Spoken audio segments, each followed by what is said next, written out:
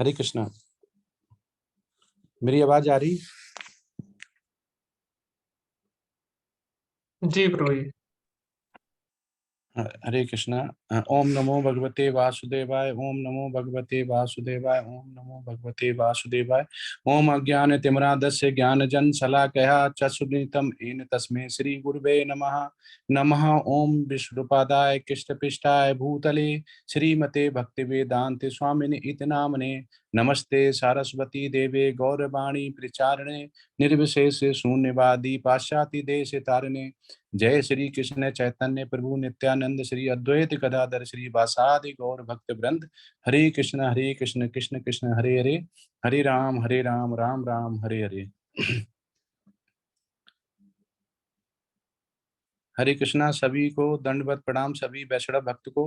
अभी हम यूनिट 2 का जो 7 चैप्टर से 12 तक है, उसका एक एक चैप्टर करके उसका समरी बताएंगे कि कैसे अर्जुन और श्री कृष्ण अपने एक गुरु और शिष्य परंपरा में इस कड़ी को जोड़ते हैं और कैसे अपने दिव्य ज्ञान जो भगवत ज्ञान है उसको बताते हैं। तो चैप्टर 7 में ग्रुप ए 7 और 10 करेगा, जिसमें कि जो डिवोटीज हैं वो मैं, सुधाकर, अरविंद प्रभु जी, ममता माता जी, अलका माता जी, तनुश्री माता जी और पुष्कर प्रभु जी।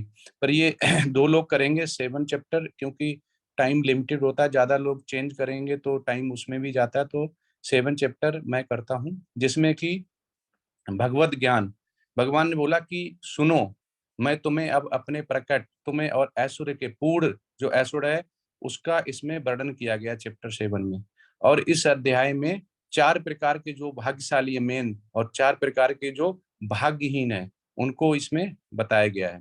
और जैसे कि चैप्टर 6 तक हमने देखा हुआ कि जिसमें भगवान ने जीवात्मा को क्या बताया हुआ है, आ माने नहीं भौतिक, भौतिक आत्मा के रूप में बड़े किया। तो इसमें भगवत ज्ञान में, दिव्य ज्ञान में सबसे पहले वो कहते हैं कि सुनो, तच्छ सुनो, सुनो, सुन के ही हम किसी को समझ सकते हैं। तो उन्होंने बोला मुझसे सुनो। तो नवदा भक्ति में सबसे पहला सुनना ही आता, श्रवण करना। जब श्रवण करते हैं तो जैसे कोई हमारा मित्र है, बहुत अच्छा मित्र है, तो वो चाहेगा कि हम अच्छी प्रोग्रेस करें, अच्छी तरफ जाए थे। ऐसे ही शुभेच्छु मित्र जो है वो हमेशा चाहता है कि हम श्रवण करें, हम वैष्णव के संग रहें। तो धीमे धीमे जब हम वैष्णव के संग रहते हैं और हम ये श्रवण करते हैं, हरे कृष्ण महामंत्र जपते हैं, तो धीमे धीमे हम ऊपर भगवत भक्ति की तरफ, कृष्ण भावना भाव की तरफ जाते हैं और वहीं पे स्थिर हो जाते हैं। भगवान हमें वहीं पे स्थिर करता है। लेकिन अगर हम देवताओं की पूजा करते हैं तो जैसी ही हमारी इच्छा होती है हम वैसे ही हो जाते हैं। तो जब कहते हैं, भगवान कहते हैं कि हम उनके शरण में जाते हैं तो हम रजोगुण तमोगुण से उठ के सतोगुण में हो जाते हैं, जहाँ पे हमारा काम क्रोध लोभ सब खत्म होने लगा। तो यहाँ पे इसमें क्या कहते हैं, चैप्टर चैप्टर 7 से 12 में कृष्ण स्वयं के ज्ञान को सर्वोच्च व्यक्तित्व के रूप में प्रस्तुत करते हैं। तो यहाँ पे पूर्ण जो ऐश्वर्य बोला गया है चैप्टर 7 में वो वहां पे बताते हैं। और ऐसी 12 तक में पूरा भगवत ज्ञान, दिव्य ज्ञान उसमें कहते हैं। लेकिन वो कहते हैं मुझे ढंग से सुनो, क्योंकि अगर भगवान ने अर्जुन को तभी सुनाया जब वो तैयार थे, नहीं तो क्या होता है कि वो बैठ के इंद्रप्रस्थ में कहीं पे भी सुना सकते, लेकिन उस समय वो उसको ध्यान नहीं देते। तो आज हम कलयुग में उसका अनुसरण नहीं कर पाते, हमें गीता नहीं मिल पाती। तो ऐसा भगवान की लीला थी कि उन्होंने उसी समय दिया जब उसकी नीड थी। 7.1 में क्या कहते हैं, वो जोर देते हैं कि मुझे मुझसे सुनो, कि तच्छृणु, अर्थात मुझसे सुनो। तो वो जोर दिया गया है क्योंकि ढंग से सुनेंगे तो भगवान उनको देंगे। तो इसमें 1 से 7 जो वर्सेस हैं, 1 से 7 कृष्णा के कृष्णा के बारे में श्रवण कर उन्हें पूर्ण रूप से जानना। पूर्ण रूप मतलब हो गया उनके जो 6 ऐश्वर्य हो गए, वो यहाँ पे बताते हैं कि मैं रजोगुण तमोगुण सतोगुण इससे परे हूँ, मतलब ये मेरे अधीन, मैं माया जो है अंतरंगा शक्ति, मैं उससे आसक्ति हूँ। मैं मतलब मुझे कोई नहीं जान सकता है, जो कि 4 तरह के जो भाग्यहीन होते हैं वो मुझे नहीं पा सकते, लेकिन जो भाग्यशाली होते हैं 4 तरह के वो पा सकते हैं। 7.1 से 7.3 में भगवान कृष्ण के बारे में ज्ञान की महिमा का श्रवण विधि है वो बताते हैं। 7.4 से 1-2 में जो शक्तियों के बारे में बताते हैं, वो कह रहे हैं कि मैं ही स्वाद हूँ जल का, मैं ही चंद्रमा और सूर्य का प्रकाश हूँ, मैं ही वैदिक उच्चारण में ओमकार हूँ, ओम हूँ। तो ऐसा करके वो बताते कि जो कि हमें पूर्ण ज्ञान मिले, और जो कि पूर्ण ज्ञान का लाभ भगवान से कैसे उठा सकते हैं, गुरु शिष्य परम में उठा सकते हैं। तो ये भी बताते हैं कि जैसे वो गुरु श्री कृष्ण का सुन रहे थे शिष्य बन के, ऐसे ही हमें यहाँ पे बताया गया कि हमेशा ही हमें गीता जो है वो हमेशा बोनाफाइड स्पिरिचुअल मास्टर से सुननी चाहिए, जिससे कि हम लाभ ले सकें और आगे हम बढ़ सकें। तो इसमें 7.14 टू 1.4 से 2 यही कहते हैं कि जो हमारा 8 तत्व हैं उससे बोला कि हम कैसे इससे भिन्न हैं, अपरा व्यक्ति है, और जो हमारा भौतिक जो जीव है वो इससे कैसे आच्छादित रहता है, जो कि तीनों गुणों को दुहता रहता है।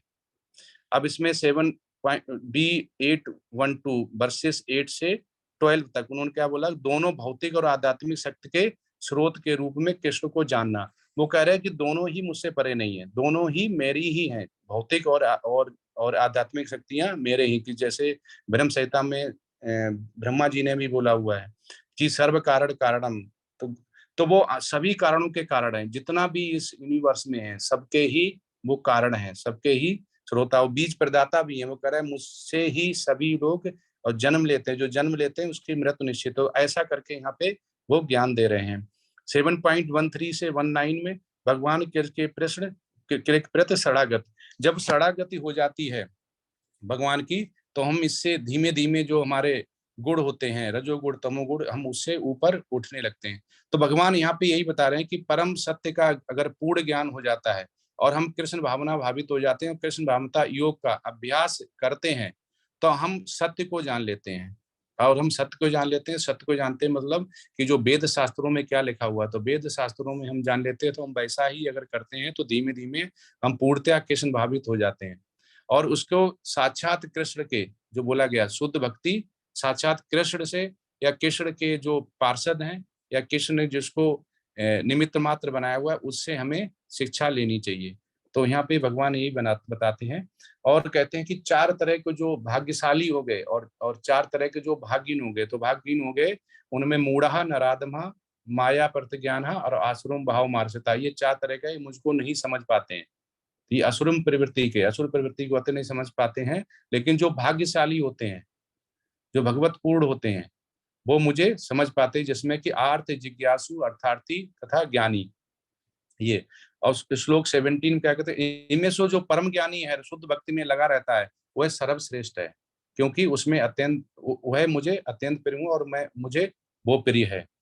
7.20 से 25 में देवताओं की पूजा और निर्विशेषवाद बोला गया। जैसे मायावादी होते हैं, निर्विशेषवादी वो कह रहे हैं कि आत्मा एक ज्योतिर्मय विलीन हो जाती है, आत्मा उसकी शक्ति है एक प्रकाश पुंज में चली जाती। माया कहता है कि कृष्ण माया है, ये माया है, वो माया, सारा माया है।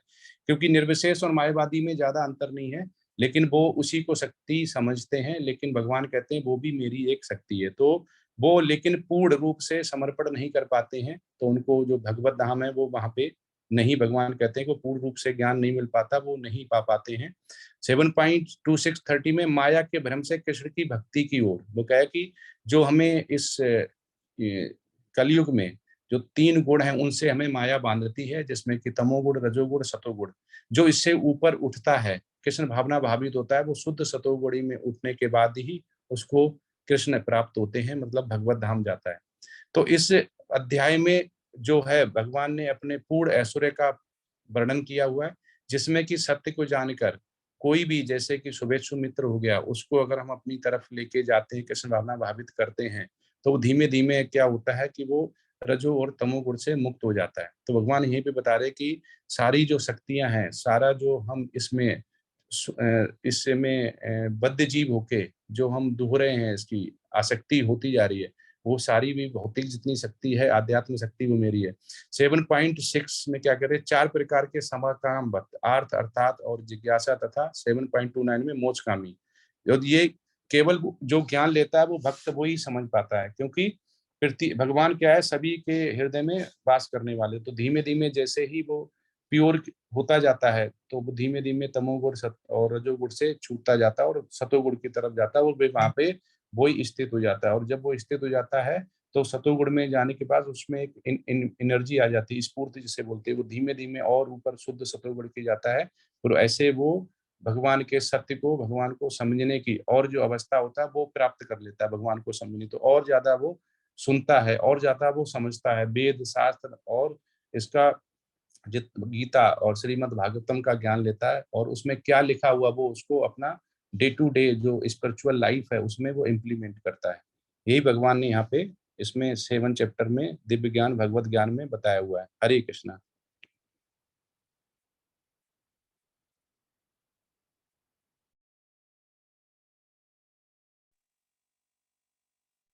हरे कृष्णा। दंडवत प्रणाम प्रभु जी। और हमारा अध्याय 8वां और अध्याय 11वां है, जिसमें मैं और वर्षा माता जी, रितेश प्रभु, मृणालिनी माता जी और गौरव प्रभु जी हैं। जी तो माता जी, 8वें अध्याय जी। अगर अगर हम हर चैप्टर में अगर हम बीच में अगर हम किसी को डाउट है तो वो अगर हम पूछ सकें, या फिर एंड में हम पूछें माता जी, कैसे हम कर सकते हैं? क्योंकि एंड में हो सकता है कि लोग भूल जाएं, क्या पता। तो अभी अगर 7वें चैप्टर में कोई पॉइंट छूट गया है या किसी को कोई डाउट है, अगर आप डिस्कस करना चाहते हैं तो आप कर सकते हैं। ओके, किसी को डाउट नहीं है। किसी को कोई डिस्कस करना है टॉपिक 7वें चैप्टर में तो आप कर सकते हैं।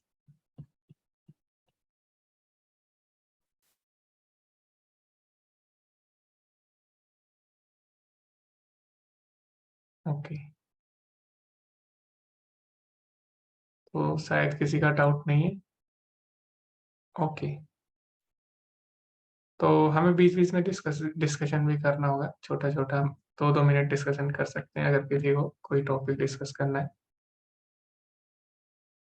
ओके, तो 7 चैप्टर में मेरा कुछ प्रश्न है, हम उन पर हम डिस्कशन कर सकते हैं अगर आप डिस्कशन नहीं करना चाहते। तो मेरा क्वेश्चन ये है कि अगर भौतिक लाभ के लिए हम देवी देवताओं की शरण में जाते हैं और तो भगवान बोलते हैं वो गलत है, लेकिन वहीं हम देखते हैं जो आर्त जिज्ञासु और अर्थार्थी है वो भी भौतिक लाभ के लिए भगवान की शरण में जाते हैं। तो दोनों में क्या अंतर है? क्योंकि दोनों ही भौतिक लाभ के लिए शरणागति लेते हैं। तो जो भगवान की शरण में जाते हैं उनमें क्या अंतर है, और जो देवी देवताओं की शरण में भौतिक लाभ के लिए जाते हैं उनमें क्या अंतर है? तो इसको आप बता सकते हैं प्रभु जी, अगर आपके ग्रुप में से कोई बताना चाहते हैं। ओके, आप हाँ, हरे कृष्णा अलका माता जी, आप बता सकते। हरे कृष्णा प्रभु जी। जैसे ये बताया कि ये आर्थ अर्थार्थी और जिज्ञासु ये जो जाते हैं, लेकिन धीरे धीरे क्योंकि वो भगवान की शरण में जा रहे हैं, बेशक वो अपनी इच्छाओं की पूर्ति के लिए भगवान की शरण में जा रहे हैं, लेकिन वो धीरे धीरे भक्ति की तरफ आगे बढ़ सकते हैं। उनके चांसेस हैं कि वो धीरे धीरे वो शुद्ध भक्त बन जाएंगे। मेरा तो यही आंसर है प्रभु। इसका कोई उदाहरण है माता जी? हाँ हाँ, उदाहरण है ना प्रभु जी। जैसे कि आर्थ है तो वो गजा गजा गजा महाराज और नहीं, ध्रुव महाराज हैं जो अर्थार्थी ध्रुव थे। ध्रुव गजानन महाराज हैं प्रभु जी। हाँ ध्रुव जी महाराज जी हैं जो कि उन्होंने धन चाहा तो वो फिर हो गए, मतलब ऐसे। जी माता जी, ध्रुव महाराज है और और जैसे ज्ञानी सुग्रीव। थे, हाँ हाँ, जो वे थे ज्ञानी में वो चतुर कुमार आते हैं कि वो ज्ञानी थे, लेकिन जब वो उन्होंने भगवान को देखा और तो वो भक्ति में आगे बढ़ गए, वो फिर वो भक्त बन गए। तो उनके चांसेस होते हैं आगे बढ़ने के, कि वो भक्त बन सकते हैं, इसलिए वो भगवान उन पर कृपा करते हैं। ओके, जी माता जी, आपने बिल्कुल सही आंसर दिया। और क्योंकि हाँ, भगवान की शरण लिए उन्होंने, भले ही उन्होंने भौतिक लाभ के लिए, लेकिन भगवान वही देते हैं अपने भक्तों को जो उनके लिए सही होता है। तो देवी देवता और भगवान में यही अंतर है। देवी देवता कैसे हैं? दुकानदार की तरह। आप दुकानदार के पास कुछ भी लीजिए, है ना, आप उससे अच्छी चीजें लीजिए या गलत चीजें, दुकानदार कभी भी नहीं बोलेगा कि आप ये क्यों ले रहे हैं। वो आपको दे देगा, वो आप उसे पैसे दीजिए वो आपको दे देगा, है ना। मान लीजिए कोई नशा करता है, वो दुकान में जाएगा और वो मांगता है दुकानदार से, सिगरेट मांगता है ना, तो दुकानदार उसको दे देगा, दुकानदार कभी भी नहीं बोलेगा कि आपके लिए गलत है। और इसी तरह देवी देवताओं से हम कुछ भी लेते हैं, उनको प्रसन्न करते हैं, वो दे देते हैं। लेकिन अगर हम माता पिता के पास जाएं, माता पिता से अगर बोले कि हमें सिगरेट चाहिए, अगर ऐसा कोई बोले तो माता पिता उसको नहीं देंगे, है ना, उसको मारेंगे। तो इसी जी प्रकार भगवान वही देते हैं हमें जो हमारे लिए सही होता है। तो ये दोनों में अंतर है। तो ये आपने सही बताया माता जी। एक और मेरा प्रश्न है कि भगवान ने ज्ञानी को क्यों सर्वश्रेष्ठ बोला है इसमें? अगर आप में से कोई, अगर माता जी के अलावा कोई और बताना चाहे तो आप बता सकते हैं, क्योंकि सभी को डिस्कशन करना होगा ग्रुप में। ओके, पुष्कर प्रभु जी शायद बताना चाहते हैं। जी, हरे कृष्णा पुष्कर प्रभु जी। हरे कृष्णा प्रभु जी। ज्ञानी को सर्वश्रेष्ठ इसलिए कहा है प्रभु जी कि वो ये जानते हुए भगवान के पास गया है कि भगवान ही सभी कारणों के कारण है। बाकी सब अगर नीचे स्तर पे है तो या तो गुरु की आज्ञा से या पिछले जन्म के कर्मों के हिसाब से जो उसके पास ज्ञान थोड़ा बहुत है उसके हिसाब से। पर ज्ञानी इसी समय पे पूरे ये सब भगवान को सभी कारणों का कारण जानता है, इसलिए उनके पास जाता है, इसलिए भगवान कहते हैं वो सबसे सर्वश्रेष्ठ है। एक तरफ हम देखते हैं 19वें श्लोक में भगवान बोलते हैं कि बहुनाम जन्मनामन्ते ज्ञानवान माम प्रपद्यते। जो वास्तव में जो ज्ञानी होते हैं उनको अनेकों अनेक वर्ष लग जाते हैं मेरे तक पहुंचने के लिए। और ब्रह्मा जी भी बोलते हैं ब्रह्म संहिता में वेदेषु दुर्लभम, यानी वेदों के द्वारा, वेदों के ज्ञान के द्वारा मुझको जानना बहुत ही कठिन है। तो दूसरी तरफ भगवान बोले ज्ञानी मुझे सबसे प्रिय है। तो ऐसा कैसे हो रहा है प्रभु जी यहाँ पे? एक तरफ भगवान बोले ज्ञानी मुझे नहीं जान सकते, बहुत ही कठिन है, और दूसरी तरफ भगवान बोल रहे हैं वो मुझे सबसे प्रिय है। तो ये प्रभु जी भगवान यहाँ कंपेयर कर रहे हैं जो आर्थ अर्थात जिज्ञासु और ज्ञानी हैं उनमें, न कि शुद्ध भक्तों के ऊपर। शुद्ध भक्त तो सबसे ऊपर है ही हैं, लेकिन आर्थ अर्थात जिज्ञासु जो हैं वो ये ज्ञान नहीं होने पर भी अपनी इच्छा लेकर के भगवान के पास जा रहे हैं, जबकि ज्ञानी भगवान को सभी कारणों का कारण जान चुका है और उसके उपरांत जा रहा है। ओके, जी प्रभु जी। तो अगर हम श्लोक देखें, जिस श्लोक में भगवान ने बोला है, तो उसमें इसका उत्तर छुपा हुआ है। भगवान बोलते हैं तेषाम ज्ञानी नित्ययुक्ता। मैं उस ज्ञानी की बात कर रहा हूँ जो नित्ययुक्ता एक भक्तिर विशिष्यते, जो केवल भक्ति में लगा हुआ है। तो ज्ञानी, हम निराकारवादी को भी ज्ञानी बोलते हैं, मायावादी भी ज्ञानी में आते हैं, लेकिन इस श्लोक में जिसकी चर्चा हुई ज्ञानी की, वो ज्ञानी कौन है? एक भक्तिर विशिष्यते, जो भगवान की भक्ति में लगा हुआ है। तो यानी ज्ञानी भी है और भगवान की भक्ति में भी साथ साथ लगा हुआ है। तो यहाँ पे उसकी भगवान बात कर रहे हैं, उस ज्ञानी की। और जिस ज्ञानी को भगवान बोलते हैं बहुत जन्म लग जाते हैं, वो कौन है? वो निराकारवादी या फिर मायावादी, क्योंकि वो लोग भी वेद शास्त्र पढ़ते हैं, उनको भी बहुत ज्यादा ज्ञान होता है, लेकिन वो भगवान के भक्त नहीं होते, तो उनको बहुत समय लग जाता है समझने में, वासुदेवा सर्वमिति। तो इस तरह से हम इसको समझ सकते हैं। जी धन्यवाद प्रभु जी, ने सही उत्तर दिया। ओके, तो कोई और इस 7 चैप्टर में अगर कोई टॉपिक या किसी विषय पे आप चर्चा करना चाहते हैं तो आप कर सकते हैं, वरना हम आगे बढ़ेंगे। ओके, जी माता जी हम आगे बढ़ सकते हैं। हरे कृष्ण। जी प्रभु जी धन्यवाद। हरे कृष्ण। अध्याय 8 है भगवत प्राप्ति। भगवान पिछले अध्याय में ब्रह्म जैसे शब्द का उल्लेख करते हैं 7.29 और 30 में। तो अब अर्जुन के बारे में जिज्ञासा करते हैं श्लोका नंबर 8.1 to 2 में कि उनके 8 प्रश्न होते हैं और भगवान श्लोका नंबर 3 से 4 में उन्हें उनके सारे उत्तर प्रश्नों के जवाब देते हैं कि ब्रह्म क्या है, अध्यात्म क्या है, कर्म क्या है, अधिभूत क्या है, अधिदेव और अधियज्ञ और प्रयाण काल यानी मृत्यु के समय में भगवान का कैसे स्मरण किया जाए, यह भगवान आगे बताते हैं। तो भगवान कृष्ण की सेवा करने से इन शब्दों के वास्तविक अर्थ प्राप्त होता है और यह समझ में आता है कि ब्रह्म यानी जीव तथा अधियज्ञ भगवान जानने योग्य हैं और अन्य वस्तुएं जैसे संस्कार, कर्म, स्थूल एवं विराट रूप त्यागने योग्य है। अब भगवान कृष्ण अर्जुन के अंतिम प्रश्न का उत्तर श्लोका नंबर 5 से 8 में देते हैं कि मृत्यु के समय पर भगवान को किस प्रकार से स्मरण किया जाए, यानी भगवान कृष्ण को। तो श्लोका नंबर 5, अंतकाले च मामेव स्मरण मुक्ता कलेवरम यह प्रयाति समद्भावम नाति यत्र संशय। तो भगवान यहाँ बताते हैं कि जो मृत्यु के समय पर मुझे याद करता है वह तुरंत मेरे स्वभाव को प्राप्त होता है, इसमें अर्जुन रंच मात्र भी संदेह नहीं है। जिस प्रकार हम मृत्यु के समय कृष्ण का स्मरण करते हैं और कृष्ण की प्राप्ति होती है, उसी प्रकार जब जीव अन्य अन्य अन्य वस्तुओं या किसी और वस्तु में स्मरण करता है वह उसी को प्राप्त होता है। तो मृत्यु के बाद का गंतव्य यही है कि भगवान बताते हैं कि जो भी मनुष्य स्मरण करे, शरीर त्यागते वक्त जो स्मरण करता है या चिंतन करता है वह उसी भाव को प्राप्त होता है। यह श्लोका नंबर 6, 7 और 8 में भगवान बताते हैं कि कृष्ण का स्मरण किस प्रकार किया जाए और उन्हें जो व्यक्ति ध्यान पूर्वक और अभ्यास पूर्वक बिना अविचलित मन से एवं भाव से भगवान के परमेश्वर को सदैव सतत यानी चिंतन करता रहता है वह अवश्य ही भगवान को प्राप्त होता है। तो अब आगे श्लोका नंबर 9 से 13 में भगवान बताते हैं कि किस प्रकार मुझे और किस विधि से प्राप्त मतलब किस योग मिश्र भक्ति द्वारा किस प्रकार मुझे स्मरण किया जा सकता है। तो श्लोका नंबर 9 में भगवान बताते हैं कि मुझे कविम यानी सर्वज्ञ भूत वर्तमान भविष्य जानने वाला इस प्रकार भी आप स्मरण कर सकते हो। पुराणम यानी अनादि तथा प्राचीनतम की तरह भी मुझे स्मरण कर सकते हैं। अनुशासित तारम यानी नियंता सर्व कारणों के कारण की तरह भी हम मुझे स्मरण कर सकते हैं। अणुयासम यानी अणु की अपेक्षा लघुतर और सर्वस्व धातारम हर वस्तु का पालक की तरह भी मुझे याद कर सकते हैं।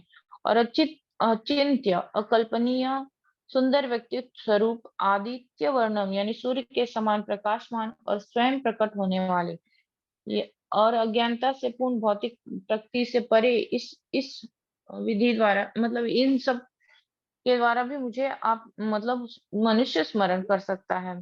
फिर भगवान बताते हैं कि सठ चक्र युग यानी श्लोका नंबर 10 से 13 तक भगवान सठ चक्र योग के विषय में बताते हैं और उनके लिए क्या जरूरी है और क्या परिणाम होते हैं और उसकी क्या पद्धति है इसके विषय में बताते हैं भगवान कि मृत्यु समय में जो व्यक्ति अपने प्राणों को भवों के मध्य यानी आज्ञा चक्र के में स्थिर कर लेता है और योग शक्ति के द्वारा अविचलित मन से पूर्ण भक्ति के साथ भक्त्या परमेश्वर के स्मरण में लग जाता है और निश्चित ही रूप से भगवान को प्राप्त करता है।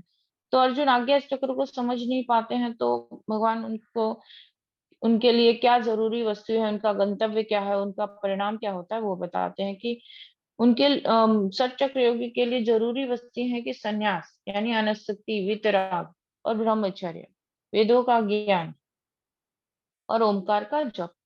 तो सठ चक्र योग का परिणाम क्या होता है कि मुक्ति या ब्रह्म में प्रवेश मिलता है। तो सठ चक्र योग की पद्धति होती है कि समस्त इंद्रियों को इंद्रिय के द्वारों को बंद करना अर्थात इंद्रियों को इंद्रिय विषय से यानी हटाना प्रत्याहार, मन को हृदय में स्थित करना, प्राणवायु को सिर पर केंद्रित करना और मेरी पूर्ण यानी भगवान की पूर्णतया योग धारणम शरण लेना। और गंतव्य होता है कि ओमकार का उच्चारण करते हुए ये भगवान का यदि निरंतर चिंतन करते हुए माम अनुसरण स्मरणम और अपने शरीर को त्याग करता है वह निश्चित रूप से ही आध्यात्मिक लोगों को जाता है यानी परमाम गति। अब 14 से 16 श्लोक में भगवान बताते हैं कि ये सठ चक्र योग तो बहुत कठिन है। तो अब 14 से 16 श्लोक में भगवान शुद्ध भक्ति द्वारा किस तरह से भगवान को स्मरण किया जाता है वो बताते हैं। अनन्य चेता सततम यो मा स्मरन्ति नित्यसः तस्याहं सुलभ पार्थ नित्य युक्त योगिना। तो मन को विक्षेपित न करके यानी अन्य पद्धतियों अथवा देशों की ओर जो जो नहीं चिंतन करता है और सिर्फ सदैव मेरा चिंतन करता है बस उसी के लिए मैं यानी भक्ति द्वारा ही मैं प्रवृत्त होता हूँ। तो भक्ति एवं अन्य यहाँ पे भगवान बताते हैं कि भक्ति और अन्य जो योग हैं उनसे मैं कैसे मतलब तुलना की है भगवान ने कि हाँ कर्म योग ज्ञान योग और हठ योग के साधकों को भक्ति का कुछ मिश्रण अवश्य होता है परंतु उनकी निजी स्वार्थ भी रहता है जबकि भक्ति योगी निस्वार्थ होता है और कृष्ण की सेवा से के अलावा उसको और कुछ भी नहीं होता नहीं सरोकार नहीं होता इसलिए वह कृष्ण की आसानी से यानी भगवान कृष्ण को आसानी से प्राप्त कर सकता है। तो शुद्ध भक्ति का गंतव्य क्या होता है तो भगवान यहाँ आगे बताते हैं कि 15 और 16 श्लोक में बताते हैं कि शुद्ध भक्ति का जो करता है उसका पुनर्जन्म नहीं होता जो मुझे प्राप्त करके करता है उनका नित्य जगत में यानी जो कि दुख पूर्ण जगत है भौतिक जगत है ऐसे महापुरुषों का कभी भी पुनरागमन यानी पुनर्जन्म नहीं होता। तो 16वें श्लोक में आ ब्रह्म भुवनात् लोका पुनरावर्तिनो अर्जुना माम उपेत्य कौन्तेय पुनर्जन्म न विद्यते। तो ब्रह्म लोक से नीचे के जितने भी श्लोक हैं उनका बार बार जन्म और मृत्यु का यानी पुण्यवान होने पर भी वो बार बार नीचे गिरते हैं और जन्म और मृत्यु होती है। लेकिन भगवान के जो धाम पहुंच जाता है उनका कभी भी वो उनका कभी भी फिर जन्म नहीं होता। तो आगे के श्लोकों में, इन श्लोकों में भगवान ने अपने परम धाम का विवरण किया है। तो आगे के श्लोकों में वर्षा माता जी भौतिक जगत और आध्यात्मिक जगत की तुलना के बारे में बताएंगे। हरे कृष्ण। हरे कृष्ण प्रभु जी, हरे कृष्ण, सभी को दंडवत प्रणाम। तो श्लोका नंबर 17 से 22 में भगवान जो है भौतिक और आध्यात्मिक जगत की तुलना करते हैं। 17वें श्लोक में भगवान कहते हैं कि सहस्त्र युग पर्यंतम। इसका अर्थ ये है कि मानवीय गणना के अनुसार 1000 युग मिलकर ब्रह्मा का एक दिन बनता है, जिसे कि एक कल्प भी कहा जाता है। तो इस गणना के अनुसार ब्रह्मा का जो जीवन काल है वह 100 वर्ष का है, और ब्रह्मा तथा उनकी सृष्टि जो है वो भौतिक ब्रह्मांड का ही एक अंग है, और इसमें निरंतर परिवर्तन होता रहता है।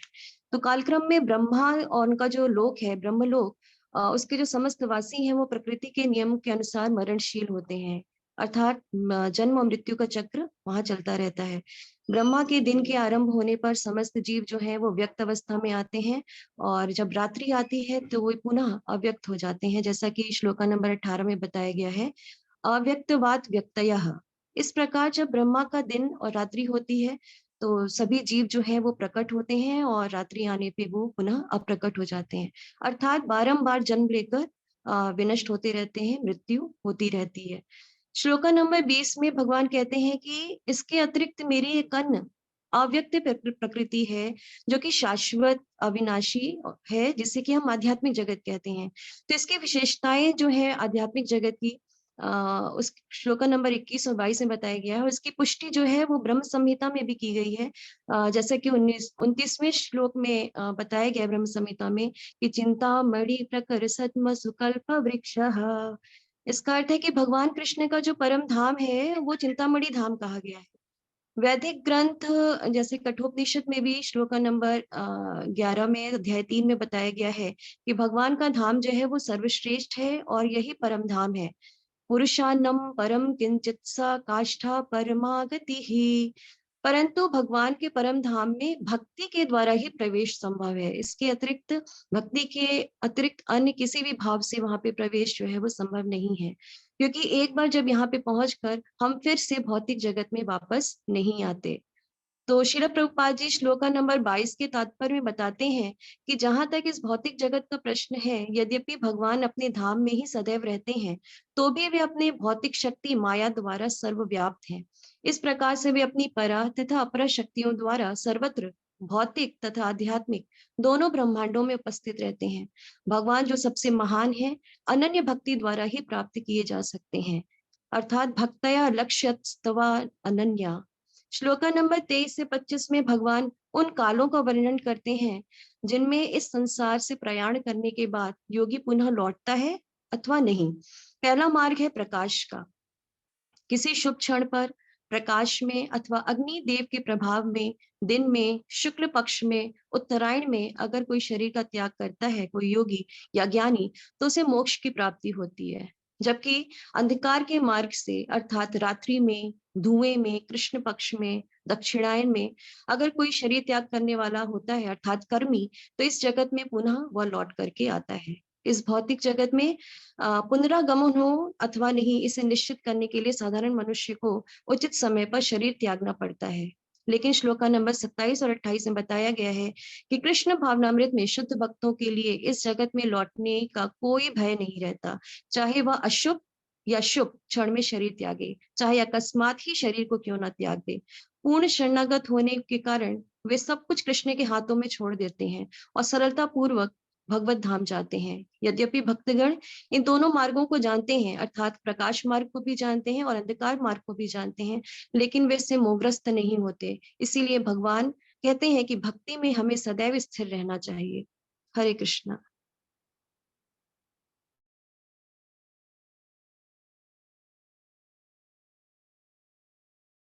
ओके, किसी को कोई बिंदु डिस्कस करना है तो आप कर सकते हैं 8वें अध्याय में।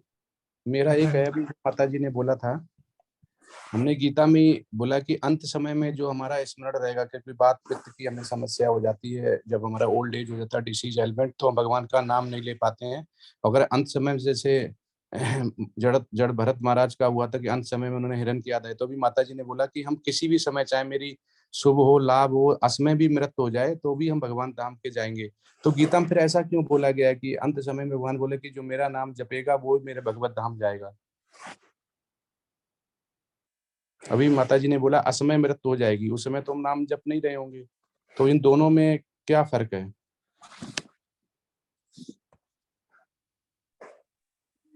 प्रभु जी, मैं प्रश्न एक बार फिर से आप समझाइए, मैं समझ नहीं पाई प्रश्न।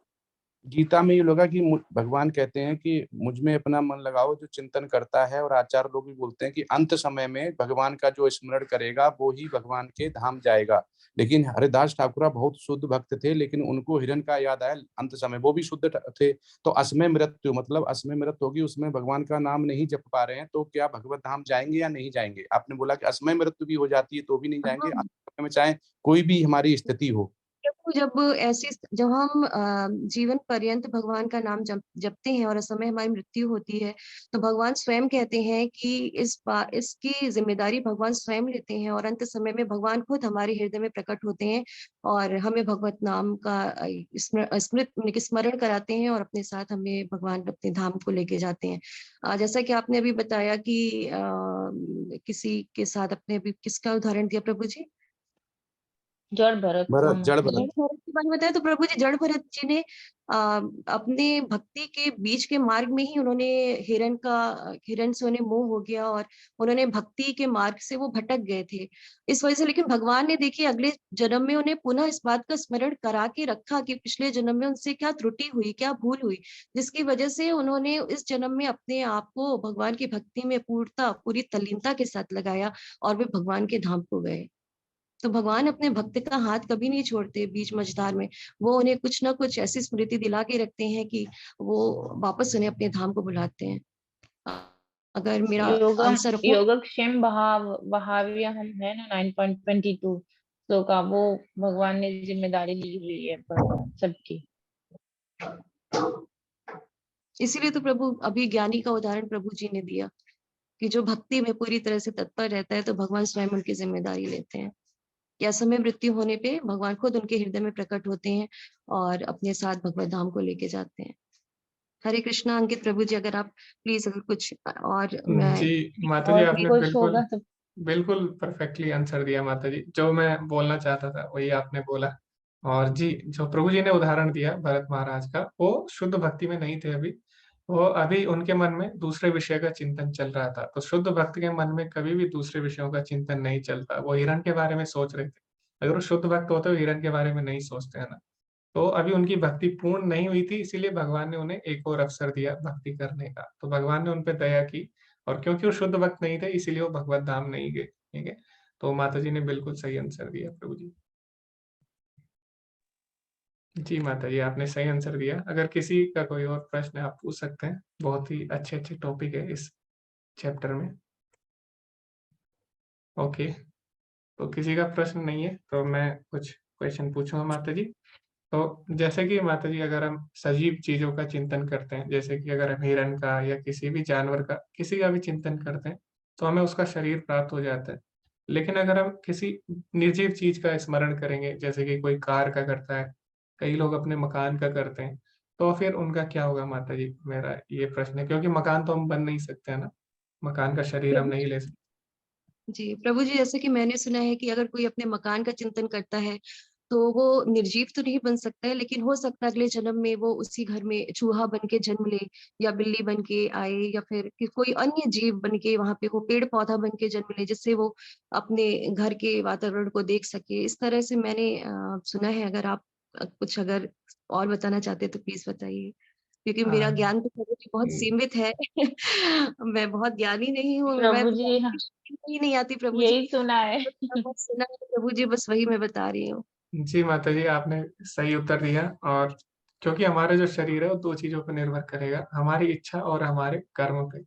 तो वहाँ पे क्या है, वहाँ पे हमारे कर्म पे भी डिपेंड करेगा। अगर उसके अच्छे कर्म होंगे, तो वो उसी घर में किसी मनुष्य के रूप में, है ना, कई लोग अपने पोते के रूप में आते हैं, जैसे हमारे यहाँ भी एक केस स्टडी है, हमारे कॉलेज में भी एक लड़का है, वो पिछले जन्म में अपने दादाजी थे, तो वो दोबारा उसी घर में हुआ। तो अपने कर्म पे भी निर्भर करता है, अगर उसके कर्म सही नहीं होंगे, तो वो किसी जानवर जैसे चूहा इत्यादि या वृक्ष के रूप में अपने घर के सामने वो जन्म ग्रहण कर सकता है।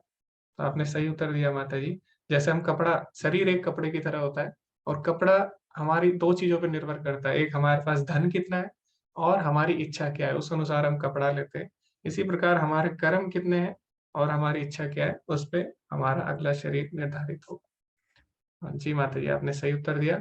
एक और 2 और प्रश्न है मेरे मुख्य कि इसमें भगवान बोलते हैं ओमकार का अगर जप करोगे तो भी मुझे प्राप्त करोगे, जो कि मिश्र मिश्र योग है और योग मिश्र भक्ति है। और फिर भगवान बोलते हैं कि हम लोग तो लेकिन ओमकार का जप नहीं करते हैं ना, हम लोग हरे कृष्ण महामंत्र का जप करते हैं। तो ओमकार में और हरे कृष्ण महामंत्र में क्या अंतर है दोनों के जप में? क्योंकि भगवान ने यहाँ पे ओमकार पे बल दिया है और हम लोग लेकिन हरे कृष्ण महामंत्र का जप करते हैं। तो क्यों ना हम लोग भी ओम करें, है ना? क्यों हम लोग हरे कृष्ण महामंत्र का जप करते हैं माता जी? तो आप बता सकते हैं, जो भी आपके ग्रुप में है आप बता सकते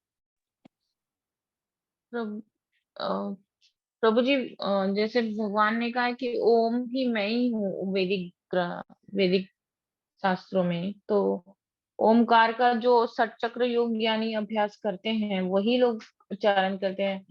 और हरे नाम तो कलयुग में महामंत्र के लिए है, तो उद्धार करता है, इसीलिए प्रभु जी। हैं। दोनों ही सेम है हाँ। माता जी, ओम और कृष्ण सेम है, तो हम कृष्ण नाम क्यों लें?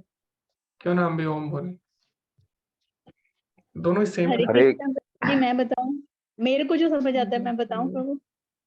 ओके, जी माता जी आप बता सकते हैं। हाँ, प्रभु जी, ओमकार जो है केवल एक ध्वनि है, प्रभु का नाम है, लेकिन वो हमें प्रकाश तक ही लेके जाती है, वो वहीं तक लेके जा सकती है। लेकिन जो हरे कृष्णा महामंत्र है, वो भगवान के जो है माधुर्य नाम है, जो हमें डायरेक्ट कनेक्ट करता है भगवान से, और वो सारे भगवान के नाम और वो माधुर्य से जुड़ते हैं, तो हमारी भक्ति जो है वो प्रेम से जुड़ जाती है। तो भगवान को जब हम उनके अपने नाम से बुलाते हैं, तो वो हमें ज्यादा, हम उनसे कनेक्ट होते हैं, मुझे जो लगता है वो मैं ये बता रही हूँ। तो इसलिए वो ज्यादा महान है। ओमकार से हम केवल एक प्रकाश तक ही उनके पहुंच पाएंगे, उनके साकार रूप तक हम नहीं पहुंच सकते। और जो हमें वो जो ये हरे कृष्णा महामंत्र है, वो हमें भगवान से डायरेक्ट जोड़ता है, जी माता जी, प्रेम के अभी बंधन में बांध देता है हमें भगवान के। तो ये मुझे यही लगता है प्रभु, बाकी आप बताइए। जी, बाकी मुझे लगता है अरविंद प्रभु जी कुछ बोलना चाहते हैं इस विषय पे। अरविंद प्रभु जी, आप बोलना चाहते हैं कुछ इस पे? हरे कृष्ण प्रभु, दंडवत प्रणाम। जी दंडवत मेरी प्रणाम आवाज आ प्रभु। रही है? जी प्रभु जी, आपकी आवाज आ रही है। हाँ। प्रभु जी, ये हमारे गुरु ने हमें बोला है हरे कृष्ण महामंत्र जप करने के लिए, तो हम उनकी आज्ञा के बस में होके हम जी हम प्रभु जी। इसे जी जी बोलना प्रभु जी। चाहते ओके, तो प्रभु जी आपके बैकग्राउंड में से मंगल ध्वनि की आवाजें आ रही है। ओके, तो जी जैसे कि माता जी ने बताया, और बिल्कुल सही उत्तर है, क्योंकि कृष्ण जो है वो भगवान का पर्सनल नाम है। जैसे कि हाई कोर्ट में जो जज होता है उसको हम जज बोलते हैं ना, तो हम उसको जज कहकर बुला सकते हैं और बिल्कुल उसमें गलत नहीं है। लेकिन जिसका जज के साथ पर्सनल रिलेशनशिप होगा, व्यक्तिगत संबंध होगा, वो उसको घर के नाम से बुलाएगा, है ना? तो जज का घर पे भी अपना नाम होता है, और कोई अगर उस जज को घर के नाम से बुलाता है तो उसके साथ व्यक्तिगत संबंध स्थापित होता है ना। तो वो व्यक्ति जज के, जो जज को घर में जानता है, जिसका व्यक्तिगत संबंध है, वो जज के घर भी जा सकता है, उसको पर्सनल नाम से बुला सकता है, उसके साथ घर पे बैठ के बातें कर सकता है, खाना खा सकता है, खेल सकता है ना? तो उसके साथ व्यक्तिगत संबंध, है ना, स्थापित कर सकता है, प्रेममयी संबंध स्थापित कर सकता है। लेकिन जज के रूप में अगर हम उसको जानेंगे, तो जज के रूप में केवल हम उसको कोर्ट में ही मिल सकते हैं, हम उसके साथ हंसी मजाक नहीं कर सकते, और उसके साथ व्यक्तिगत संबंध या प्रेम पूर्वक संबंध स्थापित नहीं कर सकते। तो इसी तरह ओमकार भी भगवान का ही नाम है, लेकिन ओमकार भगवान के निर्विशेष रूप का सूचक है ना? उसमें कोई भी, ओमकार की कोई भी लीलाएं नहीं है ना? उसका कोई भी धाम नहीं है, तो वो भगवान का निर्विशेष ब्रह्म रूप है। लेकिन जब हम कृष्ण बोलते हैं, तो कृष्ण बोल के हम उनके साथ व्यक्तिगत संबंध स्थापित कर लेते हैं, हम उनके साथ अनेक रसों में जुड़ सकते हैं, ठीक है। तो ये दोनों में अंतर है। तो एक भक्त हमेशा भगवान से व्यक्तिगत संबंध, जो कि हमारा उद्देश्य है प्रेमा भक्ति, है ना, वो हम स्थापित कर सकते हैं। तो माता जी ने बिल्कुल सही उत्तर दिया। तो रितेश प्रभु जी शायद कुछ बोलना चाहते हैं। जी प्रभु जी, हरे कृष्ण। हरे कृष्ण प्रभु जी, दंडवत प्रणाम। जी धन्यवाद। प्रभु जी 10वें अध्याय में जहाँ पे भगवान अपने ऐश्वर्यों की चर्चा करते हैं, उसमें एक श्लोक में उन्होंने बोला है कि मैं वाणियों में ओंकार में सर्वोच्च हूँ। तो उस श्लोक में उन्होंने ये भी एक डिफरेंस क्रिएट किया था कि ओंकार जो ओम है वो कभी कभी पशु यज्ञ के लिए भी, हिंसा के लिए भी इस्तेमाल होता है, जबकि हरे कृष्ण जो मंत्र है उसमें अहिंसा, हिंसा का कोई प्रश्न ही नहीं होता, वो पूर्ण रूप से शुद्ध है। तो ये एक और डिफरेंस मैं बताना चाह रहा था, ऐड करना चाह रहा था। जी जी प्रभु जी, धन्यवाद। तो वैदिक मंत्र कभी कभी कर्म कांड के लिए भी उपयोग हो सकते हैं, इसमें वो ओमकार की ध्वनि का उपयोग करते हैं। तो लेकिन हरे कृष्ण महामंत्र में कर्म कांड नहीं है, ये हमें शुद्ध भक्ति देता है। ओके, तो ये भी प्रभु जी ने बहुत ही सुंदर पॉइंट रखा।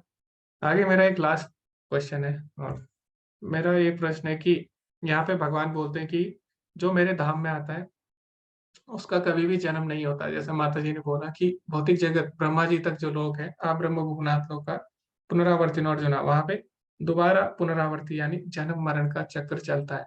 लेकिन भगवत धाम जाने पे भगवान बोलते हैं कभी भी वापस नहीं लौटते। लेकिन हम देखते हैं ऐसा नहीं हुआ। जय और विजय तो भगवान के धाम में थे, उनका दोबारा से पतन हुआ भौतिक जगत में, और बहुत ही ज्यादा पतन हुआ। आपने देखा होगा, जो जितनी ऊंचाई पे होता है वो इतनी ज्यादा तेजी से गिरता है ना, जो जितना ऊंचा होगा उतनी तेजी से गिरेगा। ये लॉ भी है, ग्रेविटेशनल, है ना, गुरुत्वाकर्षण का नियम भी है कि जो जितने हाइट पे होगा उतनी तेजी से गिरेगा। तो मेरा आपसे यही प्रश्न है कि भगवान गीता में बोल रहे हैं कि जो मेरे धाम में आता है उसका पुनर्जन्म नहीं होगा, लेकिन ऐसा नहीं है। हम भी कभी ना कभी भगवान के धाम में थे, भगवान के साथ थे, कहीं ना कहीं हमारा भगवान से संबंध था, है ना। और हम क्या कर रहे हैं अभी, हमारा क्योंकि पतन हुआ है, अभी हम दोबारा से वही संबंध स्थापित करना चाहते हैं। तो एक तरफ भगवान बोल रहे हैं हमारा पतन नहीं होता एक बार भगवत धाम जाने से, दूसरी तरफ हम देखें तो हम अपना नहीं, अगर हम शास्त्रों से भी उदाहरण लें तो हम देखते हैं वहां पे पतन हुआ है, ठीक है। तो इस बात को हम कैसे समझ सकते हैं? इस बात को अगर कोई बताना चाहे तो आप बता सकते हैं। ओके, तो हरे कृष्णा, आपने नाम हरे कृष्णा।